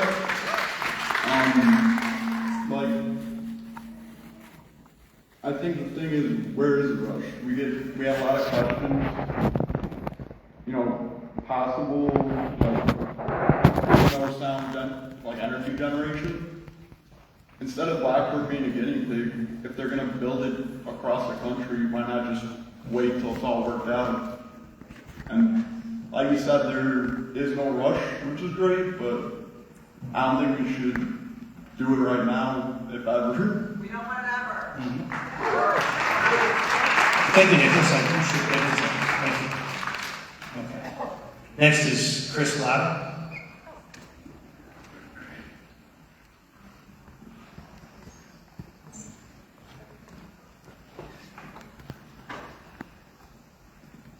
Hey, thanks. I had a white paper question, and I don't think that you answered it completely, about returning some of the money that, any of the profits that are made from the data center back to the public in some form of like tax break, maybe a tax freeze on property taxes. It looks like everybody agrees that maybe it should go to schools too. Can you commit to that today, that if the data center happens, that that's where that money will go? We are not committed to anything. And so whatever we think is best for the community based on whatever input we work with, 100%, we would try to find a way to make it work for the community. So you're saying yes? I'm saying yes, we would need to find a way to make it work for the community. That's the whole point of these workshops. That's not the question. The question is about taxes and going to schools. Yes. Those two things. So again, we already had conversations about how we can make it work for schools. That was just preliminary conversations we've had as a council. I think it is something we want to pursue. I don't necessarily know that I can make it happen in the sense that school districts right now get funded separately from us. We're not responsible for school districts, and so it's kind of a nice thing to think about, and we can pursue it, but it would have to be outside of the normal taxing body, which I believe is quite doable, but it would be unique. And so I would have to tell you, we committed to the process to see if we could find a way to make it work. But it actually is important to us. It pains us all that, like, I've got landlocked schools that don't have the same resources that other school districts have, and they all come to the same school, and you have a disparity. That is problematic for us. And if there's a way that we can make this work for the data center, we would. Okay. So just one more thing. There doesn't seem to be a list in these presentations of the clear benefits Like there's a lot of questions and things like that, unknowns, and like some of the things we do know. Could you come to the next workshop with some clear benefits of like, these are the things that are gonna help? Like when we're talking about, redoing downtown, looks great. And I can walk into one of those places and I can benefit from that. I can't walk into the data center and benefit from that. 100%. So that would be good to see. I think that would put some devotees to. No, it actually is a lot of what the second workshop is about, so thank you. I appreciate it. Actual qualitative and quantitative. Is Chris Pearson here? Or Catherine Pearson.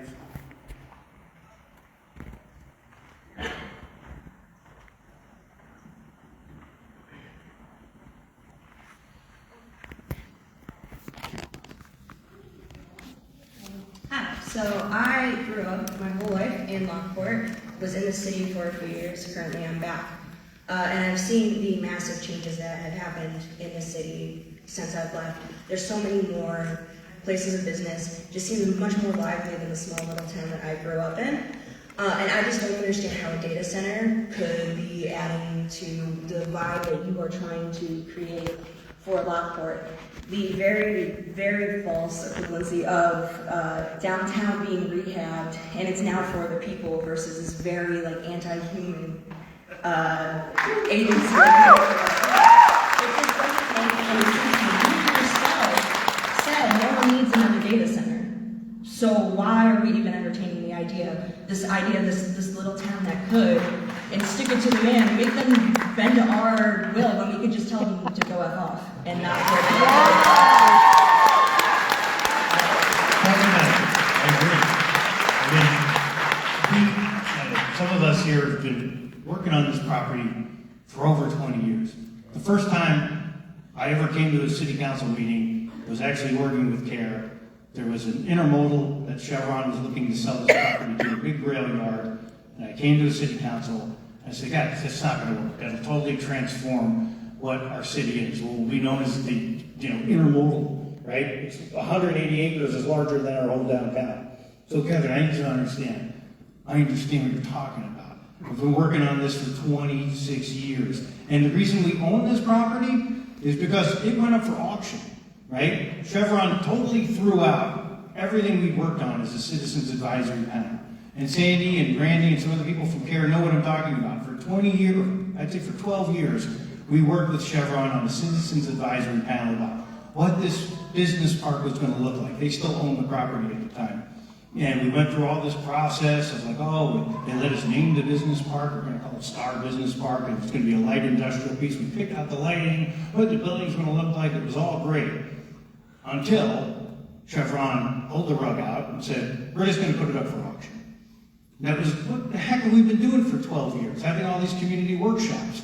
And this is where we don't want to do the same thing. And so, the only reason we own it, because it was sold to a logistics company that wanted to hire 100,000 trucks down there, is because I got on the phone and said, are you kidding me? If you were going to sell it to a logistics company for $1.5 million, that's what the gavel came down on, we would have purchased that anytime you told us that. So we actually yanked it back from that auction and were able to purchase it because we had to make Chevron feel so bad about letting it almost go to a logistics company. I can't tell you how important this piece of property is for all the years that I've worked on it, people like CARE have worked on it, people on the Citizens Advisory Panel worked on it. I get it. It's important. And so for all the kind of, stuff that's been going on out there, like, oh, these guys have already been bought and paid for, none of it's true. We've been trying to have a conversation about, can we leverage this for the benefit of the town? If we can, great. Can we make it work for humans? Can it be used to build out the Star Commons where we kind of do open out days? Can it be a full festival field, kind of like think of a World's Fair where it actually has a campus there where we can actually have some of that adaptable training we talked about with Lewis and Joliet, while at the same time doing all those things. It could. Doesn't mean that's, if we're going to do something, it has to be for humans. And I agree 110%. And if it can't be done, we don't do it. And that's what we're here to tell you. What I will say then is all that effort and time going into acquiring that property would be a real shame to see it go to something that is such a waste of it. If it doesn't work,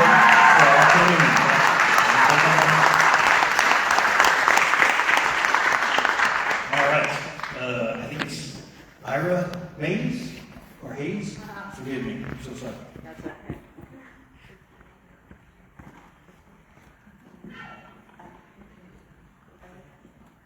All right, hello, my name is Aaron. None of my concerns were addressed at all in the panel. I don't want the data center. I've been following the news as much as I can with the data centers across the country. My concern is if this is put in, which I do not want, eventually the water in our towns, because it's not going to just affect Lockport, it'll affect Homer Glen and the surrounding areas as well, will become undrinkable out of the faucet. It does not matter what cooling system you're using or whatever, because eventually that water becomes unusable, it becomes toxic sludge filled with heavy metals, and then it goes back out of the data center, it gets soaked up by the groundwater, who is keeping track of where that is going, it comes out of faucets. If you look up online, More Perfect Union is covering it, these towns around the data centers, you turn on the faucet, it comes out yellow, it comes out brown, you cannot drink it, you cannot shower from it. No. I guess, Rachel, can you speak to that at all, because you're kind of our water expert? We are seeing a scenario like that in Memphis with the XAI mega data center. The community around there is on groundwater, and that's a case, my understanding what's going on in Memphis is that the XAI hyperscale is draining so much from the groundwater that when the residents who've been there for decades go to turn on their water, it's this scenario. So that draining possibility can happen when a data center is allowed on the wells or on the groundwater. The second thing you brought up is another issue, actually. The mayor put me on my homework here, because one of the recommendations to use less water is doing these closed loop systems where they cycle the same water many times. That usually occurs with some kind of chemical additives, including that water would be unusable forever. Yeah. So we would be dumping water into nothing. Yeah. I mean, so what happens in that case, right, is that the closed loop cycle, it's more water efficient, but chemicals are added. Over time, those chemicals accrue. What seems to happen, and I've been looking into this since I got my assignment, good student, right? Is that most of that blowdown, it's called, the waste of the data center, goes into municipal sewers. So then you've got the municipal sewers receiving that waste. Now, you could certainly say, I don't want those things going into my sewers. You can also say, and it gets back to some of the questions people were raising about oversight and regulation, but it seems really important that those chemicals, in the cases where they are discharged, where there is a data center, that those be treated and stored by the data center itself. So this is to say your fears do correlate with what's going on, and that those are like two tracks of concern about the kind of contaminants involved in data center cooling. So Rachel, let me ask you a follow-up question on it. So it sounds like the sludge piece happens if it's not because of water that the data center is using and goes back to an aquifer that people drink. It's that the aquifer is getting drained, and so it's getting low. That's where the problem's coming. Yeah, that's the one that's going on in Memphis. And again, if we were to do something, we'd say you can't use our potable water anyway if these are effluent. But it would also, and this was after we talked and you asked me this, I mean, this is my best couple days of research, and I'm happy to do more. But the other issue is, especially in closed loop systems, not the municipal system, but closed loop systems, to make that cooling really efficient, they're adding nitrates, they're adding PFAS, we also call forever chemicals. And then that, at some point, gets discharged into the municipal sewers. So then that ends up at your municipal wastewater plant, And that's a whole other kind of set of issues. And Because so, then we've got let me follow up with 2 questions on that. Is one, to the best of your knowledge, are the heat exchangers, basically these are big heat exchangers. I was in the Navy for 4 years, and it's like, okay, it's a heat exchanger. Is the heat exchangers used in cooling of data centers different than like if we had a soybean processing plant? I mean, are they different? We don't want that and either. And then secondly, if they are, Tartness. do you, and I know this isn't your expertise is water coming out, not discharge, so I know I'm kind of putting you on the spot a little bit, but are these kind of things fully mitigatable? Can you, instead of it being externalized, can an industry say, no, nothing leaves that site without it being fully mitigated? Are those things possible?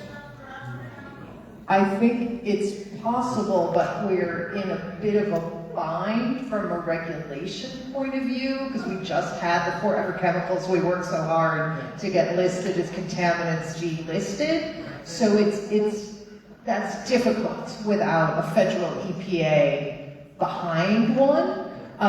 We can work on the state level, and I think it's worth looking at. But the point is, like, when those contaminants come into play more with a data center than with another factory is in that process of cooling, right? Trying to get the most cooling out of the least amount of water comes with these additives. And then, so these are like, forever chemicals, we're not only getting those from data centers, unfortunately, and nitrates, we're not only getting those from data centers, but this can, depending on the cooling system, this can enter in to the effluent stream in concentrate.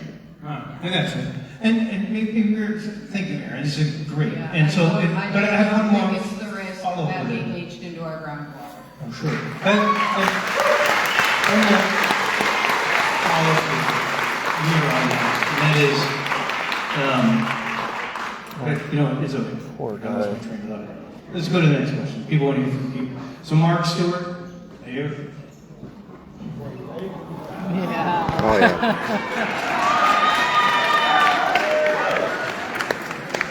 Thank you very much. That was my best meeting. I had a bunch of things I wanted to say, and then I sat here and I listened. And I've heard a lot of things my whole life. Gaslighting would be a good one. Heard a lot of gaslighting. You know what gaslighting is here? No offense, there's a politician in the room. They gaslight. They want a plan. They want a win. They want to win. They want to win for their community. But most of all, they want to get reelected. Okay? So, let's back up here. What does AI want? What do these companies want? What is their ultimate product they look to develop? Do you think it's data centers? Can I get a show of hands? Do you think they really want to build data centers for the sake of data? Let me see a show of hands. No, none of you think that. Why? What do you think they really want? Listen, AI is on track to build a sentient box. The only word once used was by our educator. He said it in his introduction. He said, I know you're conscious. And I'm not even going to get into the details. That is the hook. That is the hook. They want to create a conscious box. And they don't want to pay for the research that goes into a so-called conscious box. Let that just rest right there. They don't want to pay for the research to build their product. Moving on. Mark, Federico, excuse me, my time. A lot of what you're doing Excuse me, my time. is speculation. Excuse me, my time. Excuse me, my time. You're actually, Excuse me, my time. you have, Excuse me, my time. Excuse me, my time. I heard you gaslight enough. Now I'm going to talk. actually, I'm going to talk. Your time is up. I wish you'd have respect for all these other folks Wait a minute. that also want to talk. Wait, because they have wait a their minute. time and they're doing their time as well. Wait, you cut me off in midstream. You're going to talk about my content. I'm going to talk about your content. You're going to cut me off. I'll leave. Fine. I'm not here to stay where I'm not wanted. But if you don't want to hear the truth about what's going on, your feedback is wanted, Mark. But I want you to try to ask with something that's germane to these panelists for today. And if it's not, then we can continue this conversation. And actually, Mark, I would actually love to just meet with you personally and have the conversation. Because I actually don't disagree with you on the end game. No, they are looking for an AGI. And the big tech industry is racing towards that. And it is problematic. But in the end, that one's bigger than today's topic. So if we can... Yeah.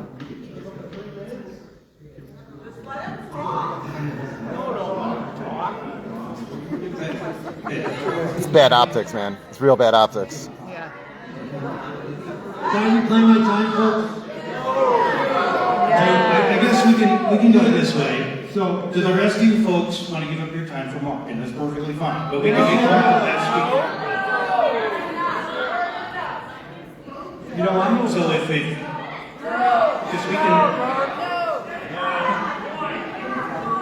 Hey, if the room doesn't want me to continue, I'm going to continue. All right. Actually, Mark, your comments are actually important. And so I would appreciate getting together. I'm settled now. I can't speak. You shouldn't be speaking. No. You were speaking on. No. All right. And I understand. I get the passion. Jane Anderson, do you have a question? Yes. Please, come on.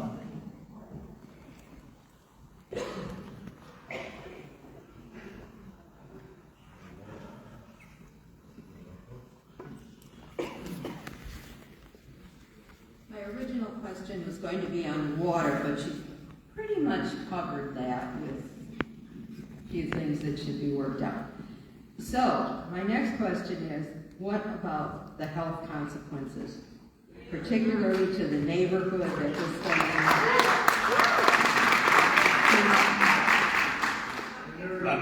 Agreed, Jan. It's like, we didn't actually get to noise mitigation, we didn't get to vibration sounds, all that stuff.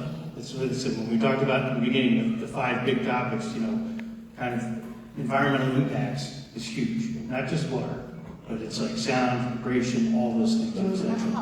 And I guess one other thing too, I think, again, they're not selling on data centers, but there's many different kinds of data centers. Everything we seem to be having the most concern about, most anxiety about, are hyperscale data centers.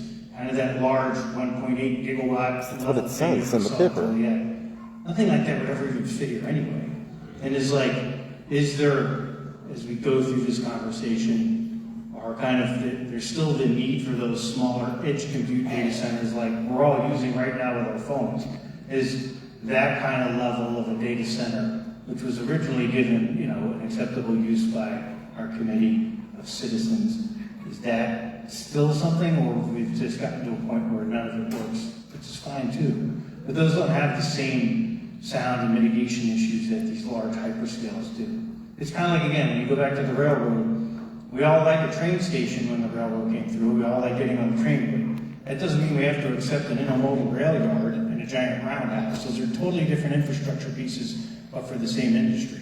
And so there's some pieces that could work, and there's some pieces that might not. But whatever happens, it has to be. I can't tell you what it is because we haven't gotten that far. And so, no, it's not hyperscale. They've asked for a big allotment, which doesn't mean that it can happen. It's just that all these industries, like I think we heard earlier from one of the panelists, they try to get the biggest allotment they can and then go sell it. But it doesn't mean that we have to agree to any of those kind of things. We can actually make the demands and say, if we were to do it, this is the kind of data center that you could do. These are the kind of things that are unacceptable. Whatever they are, they can't have mitigation issues that leave the site.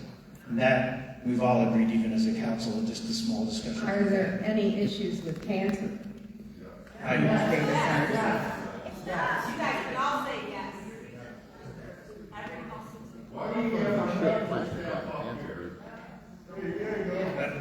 Those are questions great so that we can do our best to find out answers for.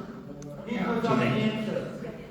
I have a little bit of history with that piece of property. My great-grandparents owned it before it was sold to Texaco. Are you the Daggett? My great-grandfather had a sulky racetrack, and he had a racehorse on that property. But it was the Daggett family, yes? I don't know what he called it. No, that was the family name. The Daggetts owned that property. No, the Ridey girls owned it. Maybe the Daggett owned part of it. The Daggets owned it when they sold it The Ridey girls owned it. to Texaco in 1912. So that's okay. Actually, it's a big piece of my property. grandmother sold it to Texaco. It's a large piece of property. Anyways, we appreciate it. But if there's, I want to try to get to some other questions. Yeah, go ahead. But thank you for the But I questions am about concerned mitigation. about the health. No, it's an important piece of it. All right, Reagan, ladies.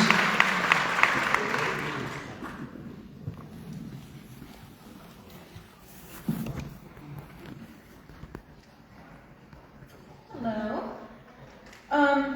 I had a statement prepared, but after listening, it changed a little bit. So what I really want to know is, I've done a lot of research on AI, obviously. I'm the generation that's going to have to bear the weight of this. My generation is being left a ruin of a planet, and we're being told that it's our fault. But we don't want this. What about, I know you have children, what about your children's children? Don't you worry about that? And my other question is, I've been doing a lot of research about this because I care a lot. And something that the data centers do is something that we see in a lot of industries. They find out ways to skirt tax law and zoning laws. And a way that they do that is they don't register as industrial. They register as commercial, which gives them the right to our drinking water. Now you can say that we own the property and we can demand all of this, but you're not above zoning laws. If they register as commercial and get access to our drinking water, what happens then? Well, actually, because we are, does give us a lot of control. I hear your concerns. It actually is one of the unique pieces of this that's unlike many other municipalities, is that we can make extraordinary demands because we own it. I hear your thought. And when it comes to the AI thing, look, man, I agree with you. If I could press a button and take us back to 1980s technology where we just You make fun of can people. do that though. You can do that right now. Everybody, You can do that. everybody who's wearing these around has accepted the technology. That's the rubber hat. And we can say no. We can say no tomorrow. The problem is, You should have it's said not no gonna yesterday. You should have already said no. We're still going to face this industry getting built out across the country. And that is the biggest struggle we have. That's for them. If you're not part of the solution, you're part of the problem. Actually, trying to make... This is kind of two pieces to that. We say no here today, or whenever we do this, stop AI. Or as part of the solution, trying to take this industry, which has just been externalizing costs for the last number of years as AI has come up, and instead stop it from externalizing costs and make it do full mitigations. It's really the crux of this whole question, is that can we do that? Well, when we own it, we can make extraordinary demands. But it's not going to happen otherwise. I mean, we're, Next question. let's not from Tracy. save the world.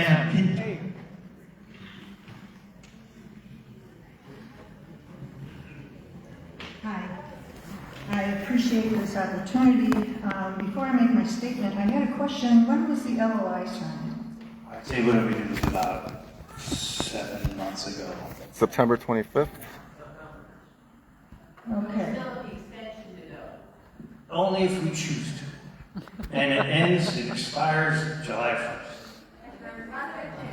And it means nothing. All it meant was we wouldn't sell the property while they did their due diligence. That's all it means. There's no other things to it. How much do you want for the property? That's all negotiable. We haven't even discussed that because we are so far before any of those kind of questions. How much do you want for the property? I don't have an answer for you, Mark, because we haven't even talked about it as a council yet. We came to the community with this discussion before we ended up even getting into the process of negotiation. My statement is that this is a hard no.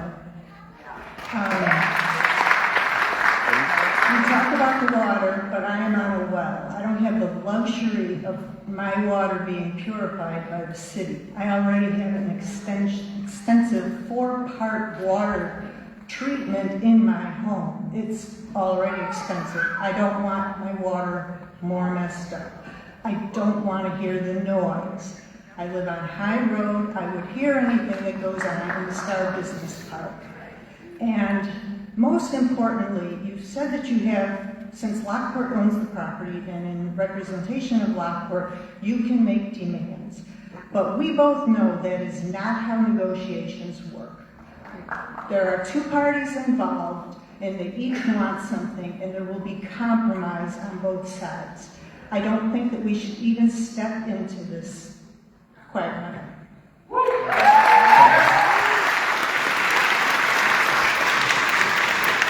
Let's see what Cindy got. Oh, there she is. Cindy, come on up.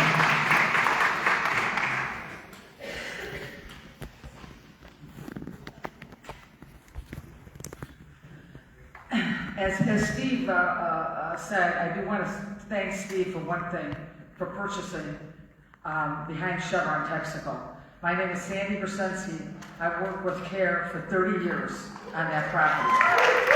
And the cleanup, about 10 cleanup of that property.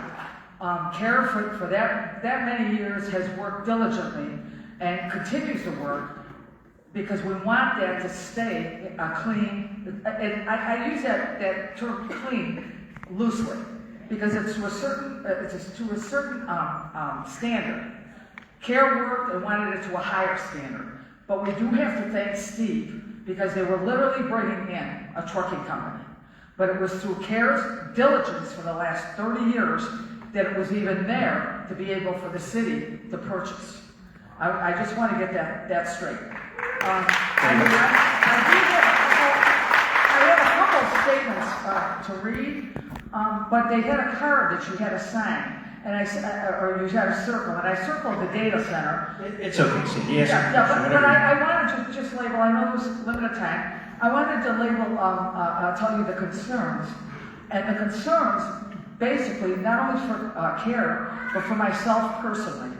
Massive water consumption. A lot of these have already been brought up. Utility costs increasing. Loud 24/7 noise. Potential waste. Environmental issues, such as PFAS and toxic chemicals, health concerns. The other thing I wanted to ask, before I read my prepared statements, if anybody has been online to look at Erin Brockovich, she has done a map, and any of you guys, to show how these data centers are basically taking over this entire United States. The other thing, I do want to read my statements, but I do want to ask a question first. And I believe it was to the Citizens Utility. I thought it was somebody brought it up. What I want to ask is, I believe you said ComEd has signed contracts for large loads. I believe that's what was stated. You guys are aware, you probably are aware of what has occurred in Lake Tahoe. And why I ask this is because in Lake Tahoe, what happened is, what they're developing in Nevada, the data company has come in, taken all the water, and so the water that was for years supplied to Lake Tahoe is now being taken by the data company, and Lake Tahoe has to find another source for where they're going to get the water. I would like to ask, could this possibly happen here? Like the water coming from, like, our aquifer or from? Like, from Commonwealth, from ComEd. It's power. Could we not water. When you said that these big data companies come in because they have a lot of money, so they sign big contracts for large loads. They're going to be pulling all this energy. Could we be losing our energy to the point where we're in a situation such as Lake Tahoe? She meant energy instead of water. Sorry, thank you. Yeah, I've read like 2 news articles about the Lake Tahoe situation. I believe that the arrangement for the supply of electric service to Lake Tahoe was always contingent, like it wasn't actually like a permanent utility was in charge of Lake Tahoe. So I don't think that specific thing could happen to ComEd, but what I described earlier this evening about, data centers driving, like exacerbating the supply-demand crunch when it comes to energy availability is already happening. Okay. I'll just quickly try to read my prepared statements. I love this town. I've lived in this town my entire life. I live on the west side. I don't know if any of you are familiar, underneath by the old bridge, the little old neighborhood down there. I've lived there, I've been married over 50 years. And I've lived down from the site that I've worked at in the old Texaco. And so many of the relatives work there, including my husband. But let me read this. As a lifelong resident and someone who attended the meetings of the Star Innovation District Master Plan, I never thought it would lead here. Although probably in the minority at those meetings, my hope was that the land would remain as open land.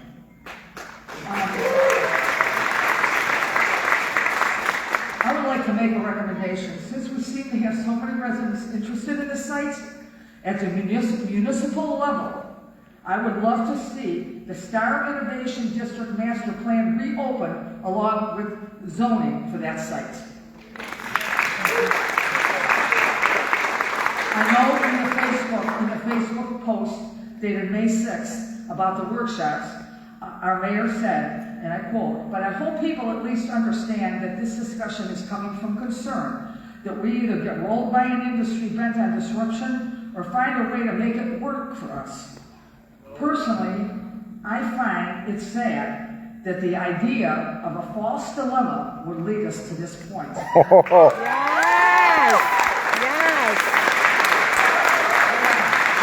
Yes, a false dilemma. It's like saying we're standing on tracks with a train coming, and we can either get run over or climb aboard the train. Those aren't the only options. Get off the tracks.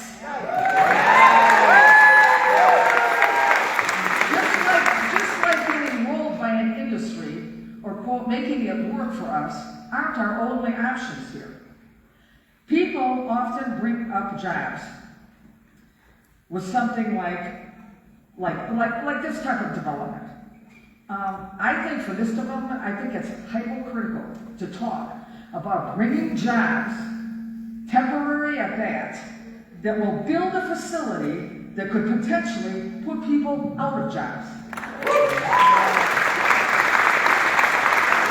Temporary jobs should never be more important than the residents' quality of life, health, and for many, their biggest investment, their home and their property.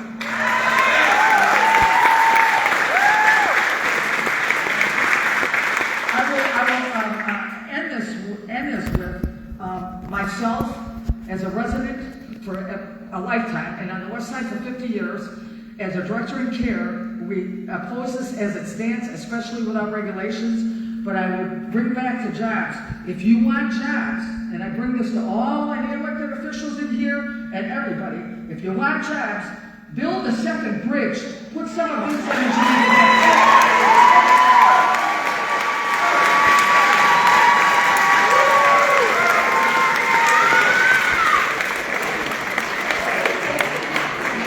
Thank you, Sandy. And Sandy, we've worked together for a long time on this stuff together. I appreciate your words about acknowledging that the only reason we have control over this property at all is because we were aggressive to buy it in the first place.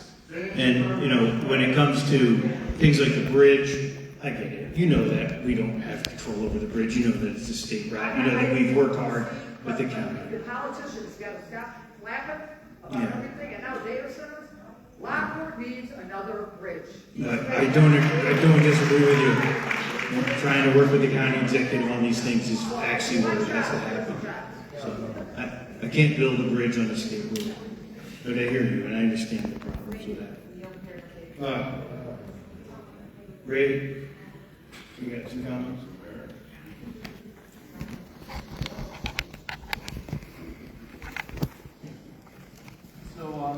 My name's Ray Alcala. I'm a longtime resident. I've been currently living on State Street for 35 years, and I lived here before.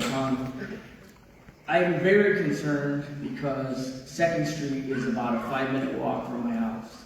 And when we had Texaco, if you guys remember years ago, there was an explosion. Our front windows broke out when I lived on Smith Road. But having a data center or having a trucking company or having another intermodal train terminal or trucking terminal isn't what we need. You know, I heard some comments about an arts and entertainment center. I heard comments about education, training. I think there's many other options for that large piece of property. You know, and using it maybe as a World's Fair, permanent canal days, you know, theme park, whatever. But if we have all these other ideas, maybe we should start having more community talk about the center, the Star Center, and what we could do with it, and just kind of shelve this data center thing until we get some more ideas. I think the workshops are a great idea, and we're going to have time to talk about stuff, but instead of investigating and talking about how we could fight this corporation, why don't we fight for something better, for education, for the schools and the districts, you know? Maybe our electric bill. So I have a question for the Citizens Utility representative. Over a year ago, I heard that the shareholders of Commonwealth Edison were going to get a 12% increase. And coincidentally, they requested a 12% raise in the delivery fees. So we know who's paying the shareholders. You know, that's all they care about. They don't care about us. They just care about making money. It's all about money, you know. And I'm sorry, I can't go to S&P 500 anywhere, New York Stock Exchange, and say, oh, excuse me, I'm not making enough money. I would like to make 20% this year instead of 8. You know, it doesn't work that way. You know, that isn't how it should be done. You know, and unfortunately, they have us over a barrel. They tell you, well, you know, we allowed you to choose your system. Okay, I'm going to tell you about the system.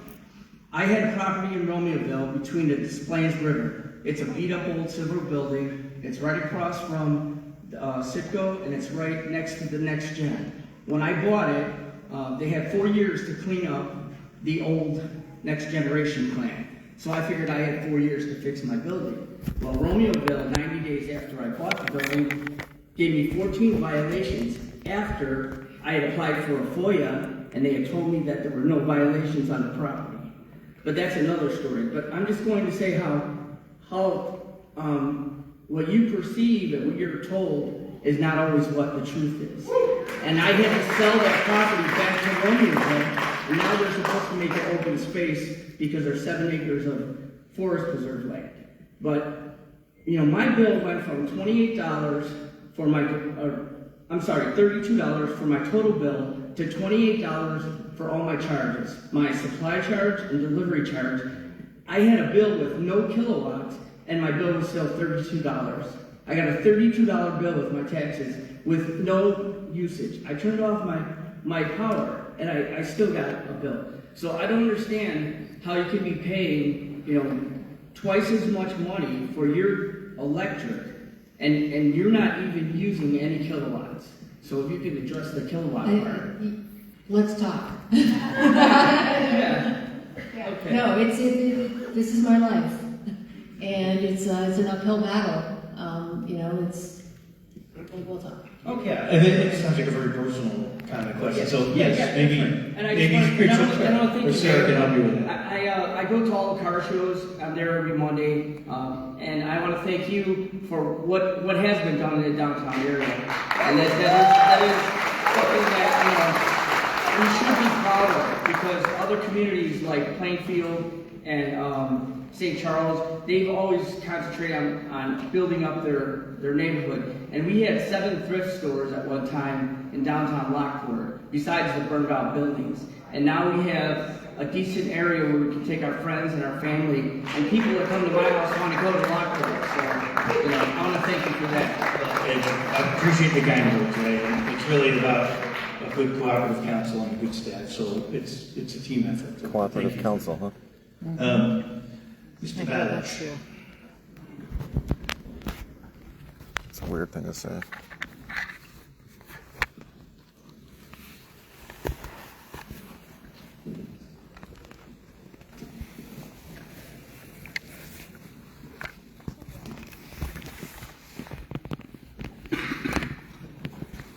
I want to start off letting everybody know, I don't live in Lockport. I live in Homer Glen. But we're going to get screwed the same as the people in Lockport if this happens. There's no doubt in my mind.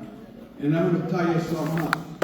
There's no reason why there's not a referendum. The state of Texas and the state of Missouri and a couple other states are banning these data centers permanently. Ohio just passed that they have to go to referendum for the state to ban the data centers. Lockport really should be going to referendum. And I'll tell you one of the things that really gets on my nerves, because I got a water bill like you wouldn't believe. I have 3 people in my house, and it goes somewhere between $260 and $300 every Are you on month. American water or are you on American water? Well, dude, that has nothing to do with Yeah, this. but it does. Because we were told when they got American water, hey, don't worry about it. Everything's going to be fine. You're going to have good water, and you're not going to have to pay much more than you already got. Steve, that's and that's going to happen again because that's why? what we do in Homer Glen. These We're mega not on giants that water lie. Thank you. Grant.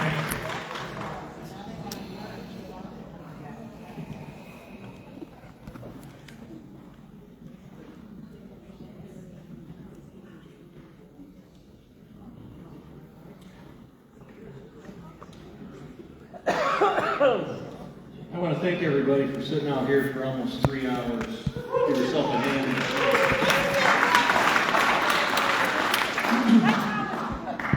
A few things. In the 25 years I've been here, I've been through a lot of different councils and mayors. I do applaud you for your downtown reconstruction and rehab. That was a great thing for local business and local residents. And obviously this is not for either. And we should start pounding our chests against this because this is not rolling across the country as easily as people think. 7 out of 10 Americans, and this is a recent Gallup poll, this is from the Aaron Brockovich. Thank you. 7 out of 10 Americans oppose data centers being built in their communities. There's 70 communities across the country that have blocked data centers. And 3 of our neighbors are included from what I've read. Plainfield, Oswego, and Lyle. Naperville voted one down last year as well. So I would ask maybe, Steve, if you could reach out to them to see what decision matrix they went through for that. A couple other things. I don't think we're there yet with a water source. I don't think we're there yet with water discharge methodology. I don't think we're there yet with the power source. I don't think we're there with any kind of noise mitigation. I don't think we're there with any health problem mitigation. So, you know, I don't think we need to go much further. We have a month to make up our minds. Problem is, a lot of the people in here only have had a few weeks to research this. And we're just at the tip of the iceberg here. You know, Steve, you've been at it for I think 8 months, you said. Good for that's good for you, but we got to make up our minds here in the next few weeks with what we're going to say. So another thing too, we talked about the infrastructure capacities and challenges of Lockport, and I know in the last 4 or 5 years since COVID, we've had 5 or 6 new subdivisions with I think in excess of 3,000 new housing units. That's putting a strain already on our water, our sewer, our power. And, you know, that's enough. I don't think we need to go further than that. We're on a wild goose chase here. We're trying to keep making sure that the infrastructure is going to somehow recover for this data center. It's not gonna. The only other thing I wanted to bring up was, there's been lots of referendums for lots of different things in Lockport since I've been here for 25 years, since the land is owned by the city and the taxpayers, from what I know. have you considered putting this to a vote of the residents rather than the 8-person council? Thank you. Thanks, Brenda. Appreciate it. All right. Yeah, Robbie, Michael, and Van Yusuf. I don't know if that's one big You're long not going to answer it? Oh, you just.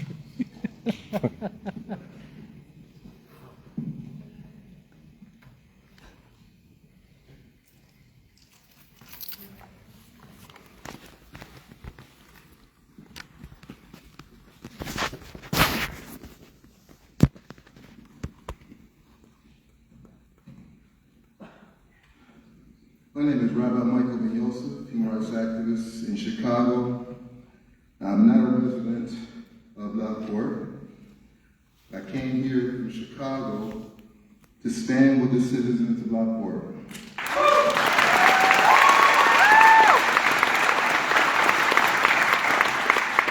You might ask, why do I care? And why does this meeting have a relevance to me being here? Mayor, I need to ask you a question. How much are you being paid? Seems like you abandon your own citizens. Mayor, I listen to you spend this, all this money is not good money. You're contributing to a humanitarian crisis. This is not okay. In all due respect, Mayor, I sat here listening to you spoon-feeding these people with a bunch of BS. You sound like a typical politician that trades human beings to pander to billionaires, that cares less about human lives. Instead of data centers, bring something to the community that helps the community. Bring in community centers, health centers, social service centers.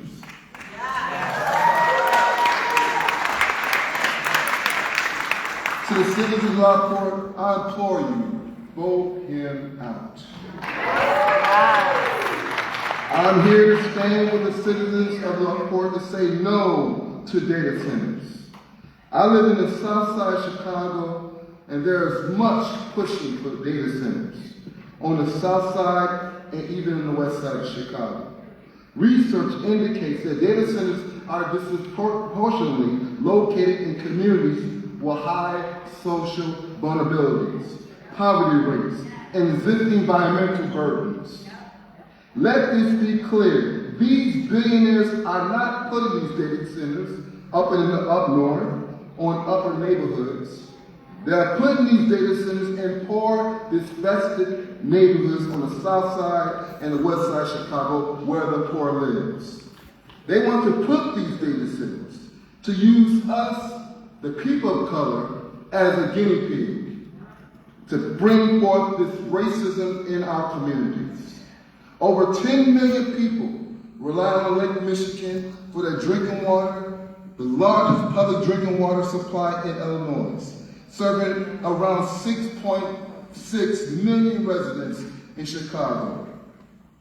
Just think as how many people will be affected here in Lockport.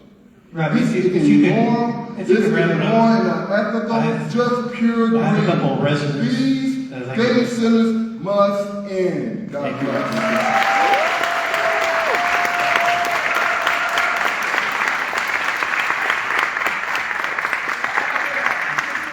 Matt Long, are you here? Matt, are you around? Oh, thank you.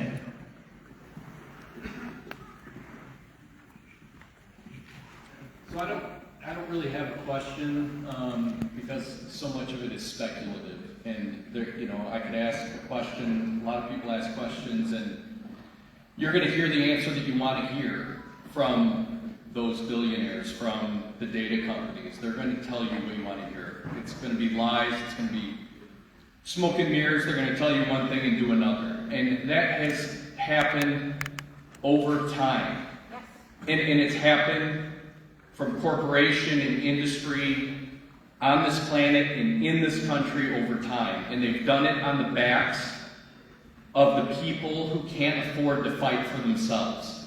So what I would say is a lot of things that have already been said, That's my daughter. You know, we've heard from other young people, like this will affect generations to come. This will not be in isolation. And it wasn't that long ago that the Cuyahoga River was on fire, and we said that we need new clean water laws, and same with, things with the Clean Air Act. All of these things happened because of the abuse of the water, the land, and the air. And these companies are not going to do anything other than what they've already done and what they already do.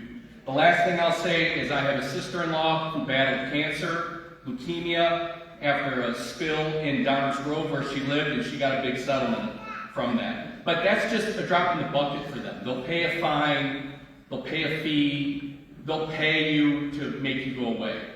I heard somebody talk about Perfect Union. Check it out. They're talking about data centers all the time. 60 Minutes has done things on them in different states.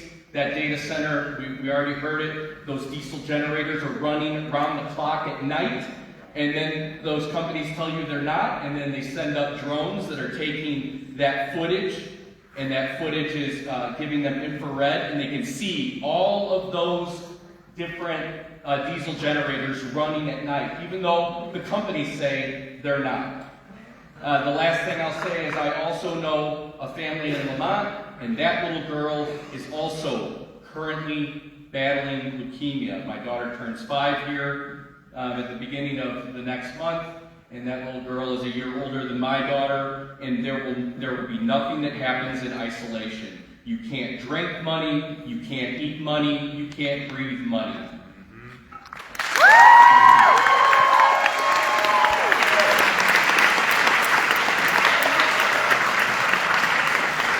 And lastly, we have Christine Flynn.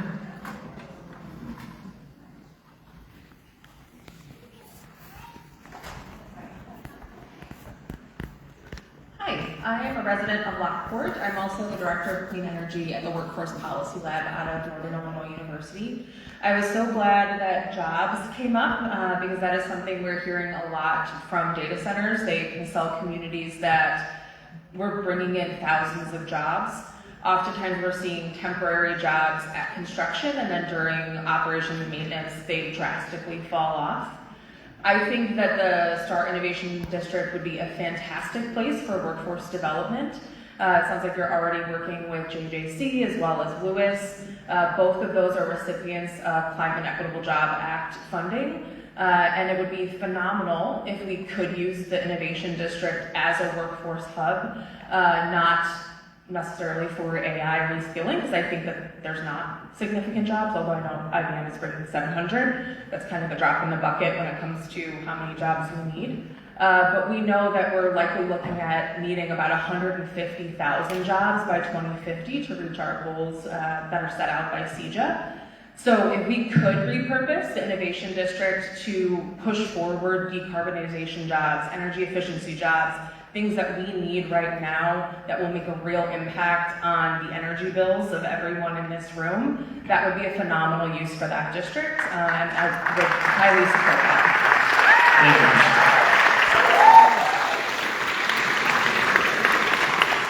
Let's end our open comments, and so, as I mentioned to you earlier, if you guys have cards and comments you want to put in, please fill them out. We'll have kind of a running commentary and Q&A.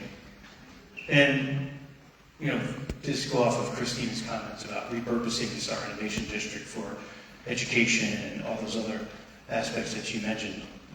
We don't have to repurpose it. It's already set up that way. It's exactly what it was set up for in the first place. And when we had this, I'm all for the education. This was one piece of can we leverage the funding from this to pay for it? This has to get paid for somehow. That was really the question we wanted to have this conversation. And one of the things that also was important for the council to want to have workshops is this very reason. As I mentioned to you earlier, we worked with Chevron for 12 years on a citizens advisory panel, only to have it mean nothing. And that was nothing worse than going to workshops where you feel like your voice was just for a dog and pony show. And we didn't want to do that as a council to our people. We went through a process where the community came in and we looked at what we wanted to do on that property 5 years ago. And we didn't want to just say, you know what, I don't care what you said 5 years ago, we're going to throw that out the window. We didn't want to do that to our community, so we wanted to come in here and have these conversations together. And again, like I said in the beginning, I get that it's volatile. I get that that fourth piece that we talked about, like AI, it is something that's transformational and that is concerning. I get it. I appreciate you coming out here. It's actually one of the things I actually like about Lockport, is that it actually is a passionate community, unlike some other communities that I've seen. Our residents do come out and speak about what's on their mind. And so council and I have always appreciated it. It's why we actually love this town, my wife and I. So I appreciate you coming out here today. And understand, there's nothing to be voted on. There's nothing to be decided because there is actually no development deal at all. This was us coming to you, just like we did 5 years ago, to talk about this. It's not that there's anything that has to be an up or down or not. It's just a conversation. And I do appreciate you all coming out and sharing those things with us.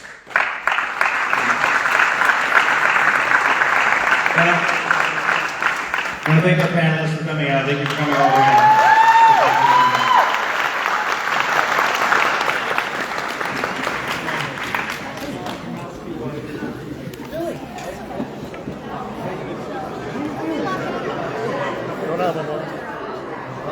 I don't know if anyone else noticed, but he didn't answer the question about putting it to a vote. Hard. Pretty weird. Answer.